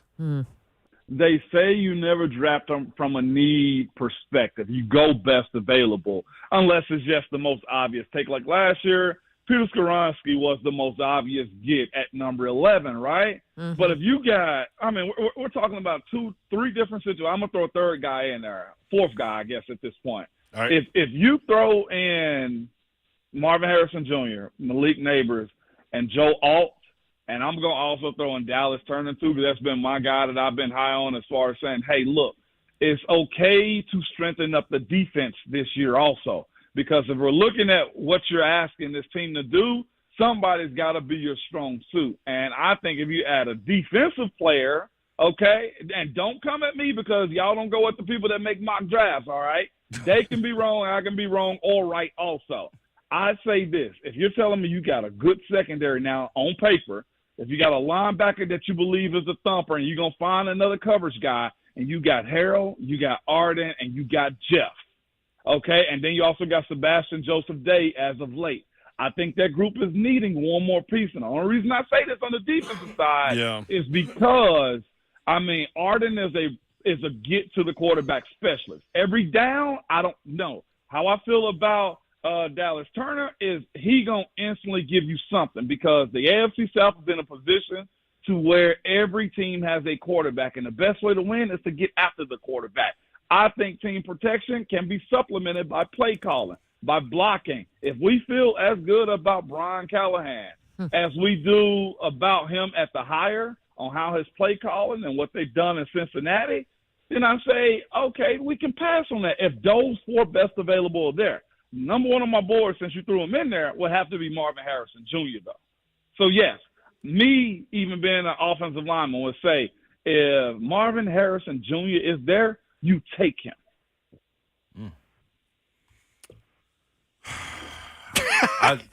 I am all the way with you, Savage. Just tell me this.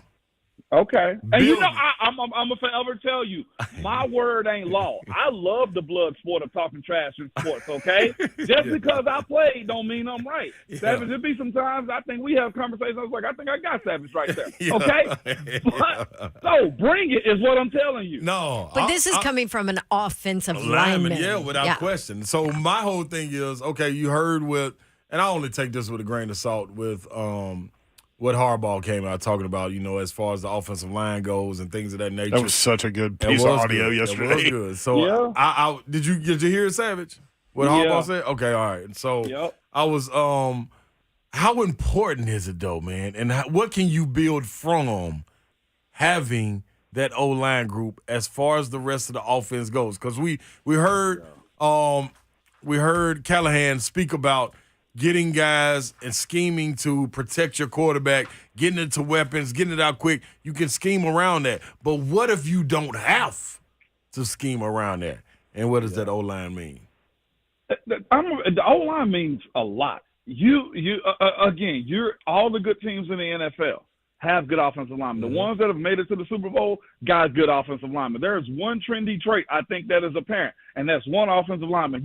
Because why? We talk about the Trent Dilfer Super Bowl, right? Mm-hmm. We talk about other guys who are air quotation marks game managers. Well, you're able and capable of being game managers because you have a good offensive line in front of you, either pushing the run game or protecting you when you don't know where to go in certain situations, right?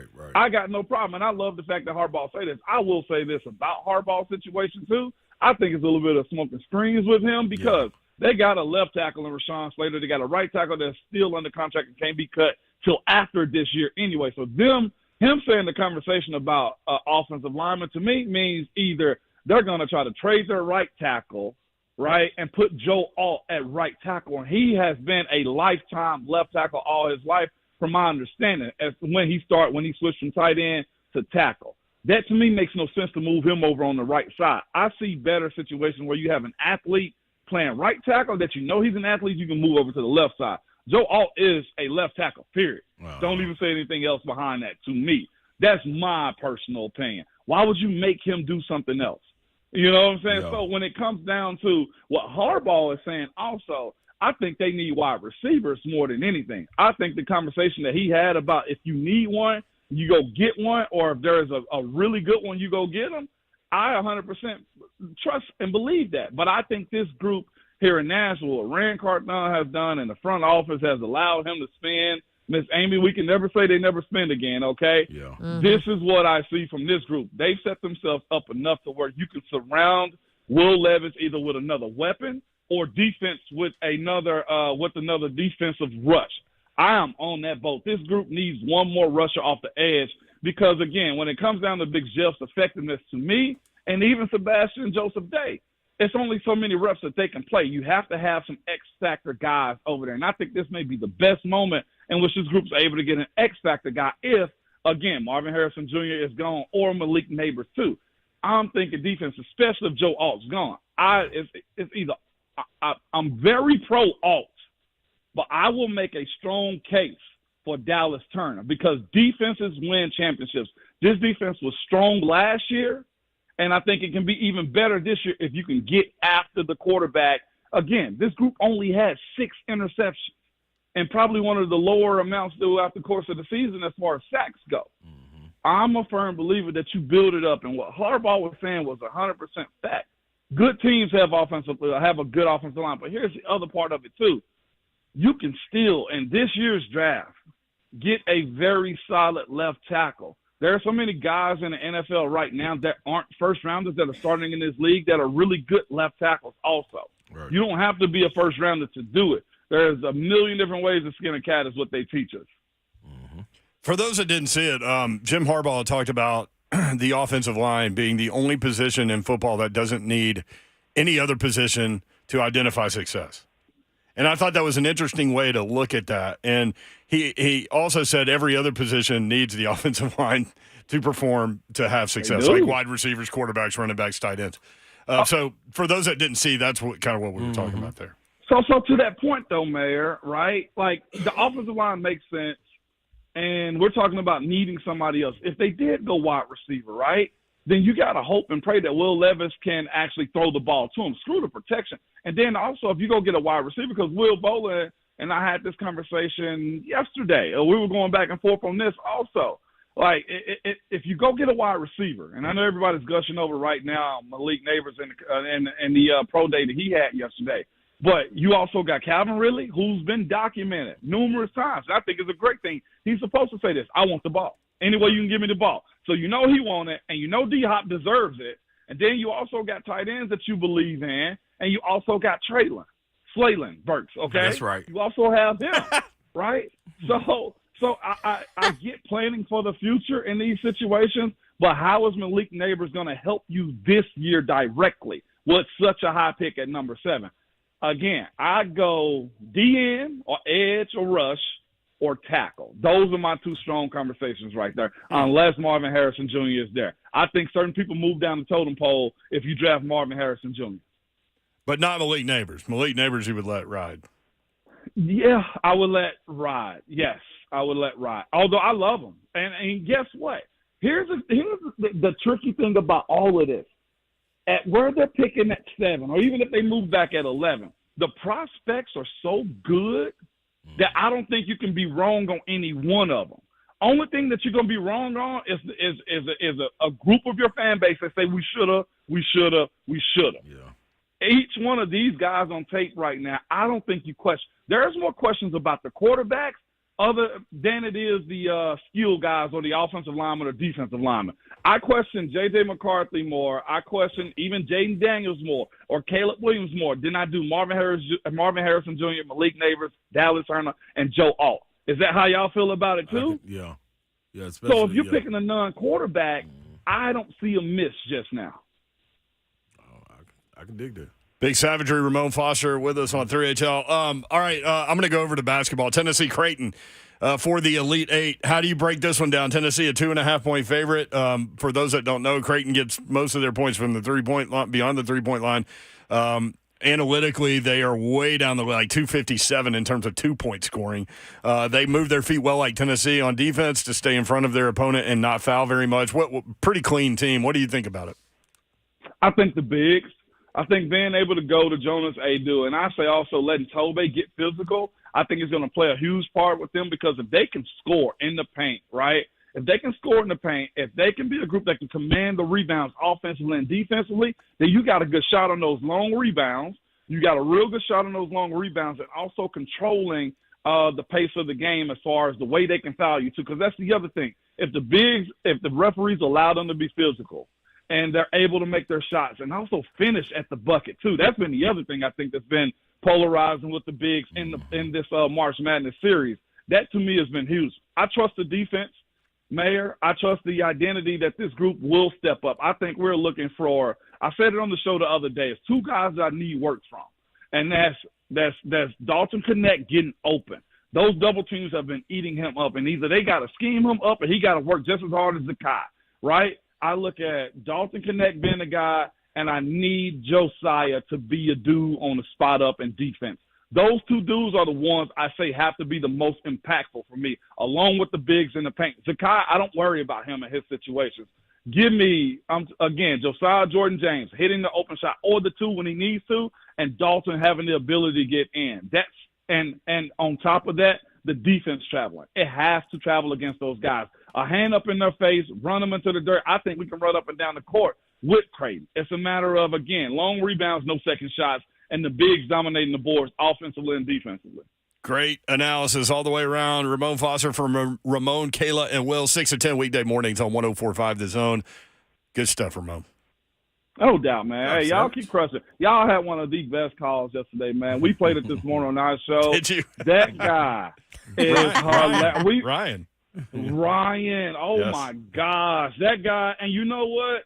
He was spot on, and that's exactly why y'all be crushing it the way y'all do, man. Absolutely love it. Appreciate you, brother. Love it. Thanks, Ramon. Love you, man. All right. Savage. Ramone Foster, there you go. 615-737-1045. Yeah, we had a caller yesterday, Ryan, that called in and said it was the first time he's ever called in. Set it off. And just really outlined kind of what 3HL is. Maybe we'll play it again in the next segment because it's caller of the day yesterday. Has anybody surpassed it today? No. No. Perhaps Tasha in Nashville will. Tasha, what's up? What's up? What up, Tasha? Hi. I'm so glad to get through. I hadn't called in a long time. I won them tickets and went to that UT game and watched them spank Kentucky. Nice. Kentucky, excuse me. Good And job. I'm calling today because I've been watching the basketball season and the Vols, they was up. So what I need for you to do, Mr. Slay, I need for you, if they're going to tote you out of there, Yeah. I need you to make sure you lead our congregation into our song. Good old Rocky Top. All the way out. But Tasha, that's what I'm telling you. Damn right. Yeah. Good old Rocky Top. Home sweet home Rocky to Top, me. Tennessee. You better believe it. That would be the way to get kicked out. Just start singing Rocky Top. And man, I'm talking about they better be careful. See, Tasha hyped me up too much. I start when they doing the national anthem. Yeah. Singing Rocky Top. Then what they gonna do? I'll really be gone. Gone for the game to start. Y'all make my day every time I get to listen to the radio station. Thank you, Tasha. Thanks, Tasha. All right. Yeah, Tasha don't. Hey, see, Hey, they're just getting you fired yeah, up today. the people want me gone. All right, hey, No, man, I want you listen. there. I want you affecting the game. Okay, because I'm a man of the people. The people keep on asking for it. I'm gonna go on the exit.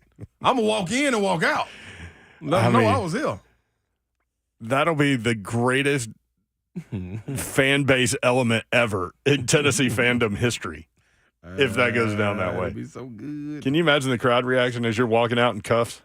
Yes. Singing Rocky Top. Yes. I mean, to the top of my, and I'm, you know, I got a bit of acting in me. You know, I was in a play. I was a lead role in the play. Yeah. What was that play? Macbeth or something? No, it was Macbeth till I found out it was the importance of being earnest. Yeah. So yeah, man, so I can make a tear come down my cheek too. Here's the problem though. While they taking me out. Does it help or hurt your standing with the SEC network if you get tossed in cuffs? No, I'm in fan mode. No. This What ain't got happens nothing to do in with fan y'all. mode This stays stays in in fan fan mode. mode. Yeah, It's I'm like activated. Vegas. Yeah, I'm activated. Yeah. Leave me alone. I ain't bothering nobody. Except for police I'm officers. cheering for my team, man. It's my team. Oh, man. You on the front row, there are going to be so many memes out there. Oh my gosh! Isn't that where the Ron Slate, besides the one of you in the headband all amped up, that was from playing, but the other ones, The Michigan memes game. that are out there, Yeah. Yep. it's the sad Slay, right? Yeah, that was like Me the trying crying to figure out Jordan what's thing. going on. You know what's crazy? I don't know who's listening to our show, but somebody just hit me up from the ticket office and said, now this could be a lie. This could be spam or something, but they said, could you send me those tickets right back? We're trying to upgrade you. So I don't know if they really trying to downgrade me. How are you upgrading from the front I row? don't know. Maybe they want me on the bench. Maybe they want me on the bench. Maybe my time has come. Maybe No. my time has come, They're Babsy. listening to the show and they're like, we cannot put him on the front row. This is not good. Or We got to maybe move him this back. could be the distraction we've been waiting on. You better have that headband on. Man, I'm coming with it, Slay, man. we got great seats at Ford Field for you. That's right. It's at Ford Field. It's much better than what we Oh, were no. This is what it is. We're going to upgrade you to a suite. No, I And won't then be get able- you away from No, the then they floor can't hear me. so you don't have to worry about Yeah, but you get free Tito's up there. Nah, I'll get it down now. I'll find it. I'll find a way. He won't need it by 10:10 at night. All right. When we come back, we haven't hit on Iowa State and Illinois. We'll do that with Yes. Slay Dog and maybe get into a little like professional analysis of Tennessee and Creighton next 3HL 1045 The Zone.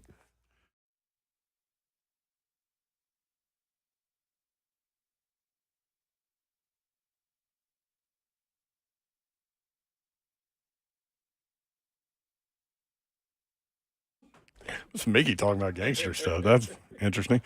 BrentwoodJewelry.com. That's the website. My friends at Brentwood Jewelry are there for you for any of your gifting responsibilities throughout the course of the year, which there are many. They are always there for you. So just go in there and meet the Amamali family, and you'll have friends for life, and they'll be able to help you out each and every time you go in there, especially as they get to know you. 7012 Church Street in the heart of Brentwood, just off Franklin Road. BrentwoodJewelry.com is the website. They are there to help you pop the question if you're thinking about getting that done. Let my friends at Brentwood Jewelry help you take stress out of selecting the perfect engagement ring. They can help you find a beautiful ring in your ideal budget. Browse their incredible selection of one-of-a-kind rings or talk with their custom design specialist to create a stunning ring as remarkable as your loved one. Maybe you have a family heirloom that's precious to you, but not a style or piece that you would wear today. Hard to let someone take your priceless heirloom and transform that into something you can wear every day, but that's exactly what Brentwood Jewelry is known for, creating customized pieces. So check them out for that. 7012 Church Street in the heart of Brentwood, just off Franklin Road. Exceptional style, exceptional deals every day. For more than 50 years, visit BrentwoodJewelry.com.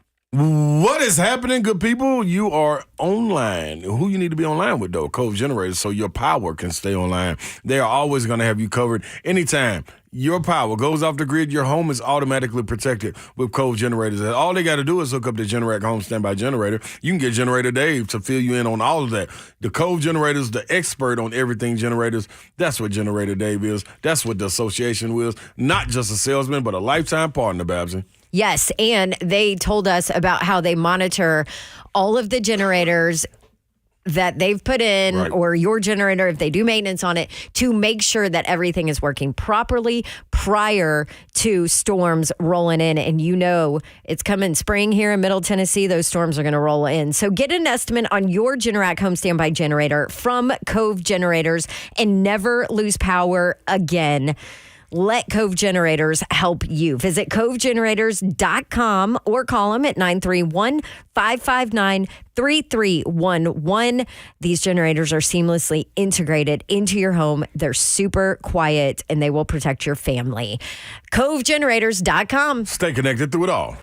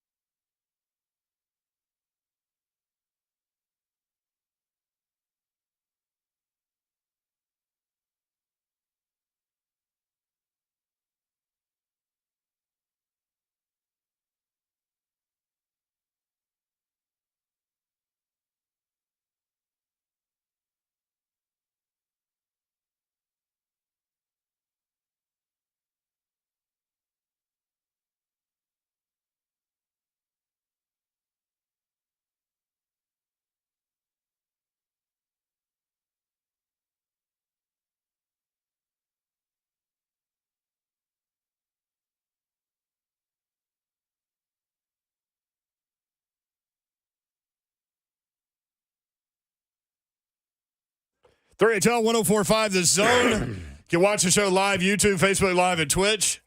Twitch, please. The Evident Bank chat is open. Jeremy says this is going to go down in history. Talking about Slay in Detroit. Players going to explode if Hype Slay is on the bench. Man, they put me on that bench. God, I hope they don't put you on the bench. You should wear your level. You should wear your number 35 Tennessee jersey and orange headband. Now that would be epic. While Jim Nance does the commentary. Man, Jimmy's not doing not this year. No, this year. Listen, Jim Nance is living his best life. He may pop up. He's at the Houston games. If somebody, you get in touch with his people, tell his people that I'm gonna be up there. Tell them come up there and holler at me. He's gonna be where Houston is. That's where he's gonna be. Yeah, but they play on different days, I think, don't they? Nope. They play the same day. Darn. Yeah, they do. Well, Slay, if they're not playing today. No. Oh, okay. Throw some common sense on this one, but I mean, it could be. What do you think about this Iowa State-Illinois matchup? I don't know what to do with this. I want to know about this one because this is. I mean, I feel like this pick 'em, right? Yeah, this is a pick 'em, and they got Iowa State favored. I would roll About with 1.5, Illinois. but I don't know. Yeah. Like Bab said, I see picks 1.5 to me is a pick 'em. I know, Yeah, it and is. I see picks coming in on both sides. To your point. You okay? Everything? Excuse me. I'm a big fan. You better rest up, fool. Whoa. You got a big Bag day. lady. I'll be ready. Bag lady I'm a got you. Yes, that brisket and fries and potatoes. Terrence Shannon Jr., I'm a huge fan of. I remember talking about him a couple of years ago, even when he was at Texas Tech and they were making that run. So you're talking about a person that's primed for the moment. He's one, played with his pop. So I got a Homer effect in this one going with me, and love his story, man. Love the way he plays the game. I love the way his teammates depend on him, and he returns the favor by always answering the bell. Iowa State, they like Who to play is a this rough. again? Terrence Shannon Jr. Okay. So they like to play For a rough Illinois. and rugged style, for Illinois. But Iowa State, rough and rugged style, want to be physical. I think they would want to slow this game down. I'm not sure, man, that Illinois doesn't run away with this game, honestly. And I'm speaking a little bit out of ignorance because I haven't watched much of Iowa State. I just know their style. The only and game the I numbers. saw was the one where they blew the hell out of Houston. Yeah, see, And I was like, I can't get. not believing that. Yeah. I think that's hot. That's hot. That's kind of like NC State. You know what I mean? They handled business at the time. Anything can happen in the tournament. I think once you get to this point, it's the creme de la creme. And anything can happen, but I'm going to go with what I know. And what I know is Illinois. So, boom. So you like Arizona minus the 7.5. Mm-hmm. UConn minus the 11.5. Let me tell you exactly, though, because I don't want to be lying to you. Oh, well, you did money lines because you did a parlay. Yep, but I'm about to go back and do one. And then Alabama, North Carolina. That's the game I'm most intrigued about tonight. That's going to be a fun one. And so that's 8:39 on CBS. Looking forward to that one. North Carolina, 4.5-point favorite. And then we'll talk about all the games tomorrow. Look at the Astros. Stop. There's 162 games. Oh, no, there's only one game being bet on, though. Oh, He bet on it. yeah. I know. Damn Yankees. They down 5-4, not the first time man. those words have been said. All right, so we'll get your Friday analysis tomorrow All right. about Tennessee and Creighton. I can't believe this baseball. See, that's why I don't mess with y'all baseball. Yeah, but you do. What's coming up next, huh? That would be the Sweet 16. There you go. Yeah. Westwood money won. line. Straight money into line, North straight Carolina into money Westwood 1 coverage. Is that why Smiley's in there? Yes, and he's also wanting me to tell you about Old South Properties and Farm Bureau Health Plans, who's sponsoring all of our coverage of the was Sweet gonna say, 16 what? Elite 8. Sounds good. We will be back at it tomorrow. Babsy and I will. Slay will be, I don't know. I don't know what time yet. He'll be on. He'll be on, but he'll be, I don't know, all over the Midwest, sleeving his mark. Peace. Good night. God bless. See ya. Wouldn't want to be y'all.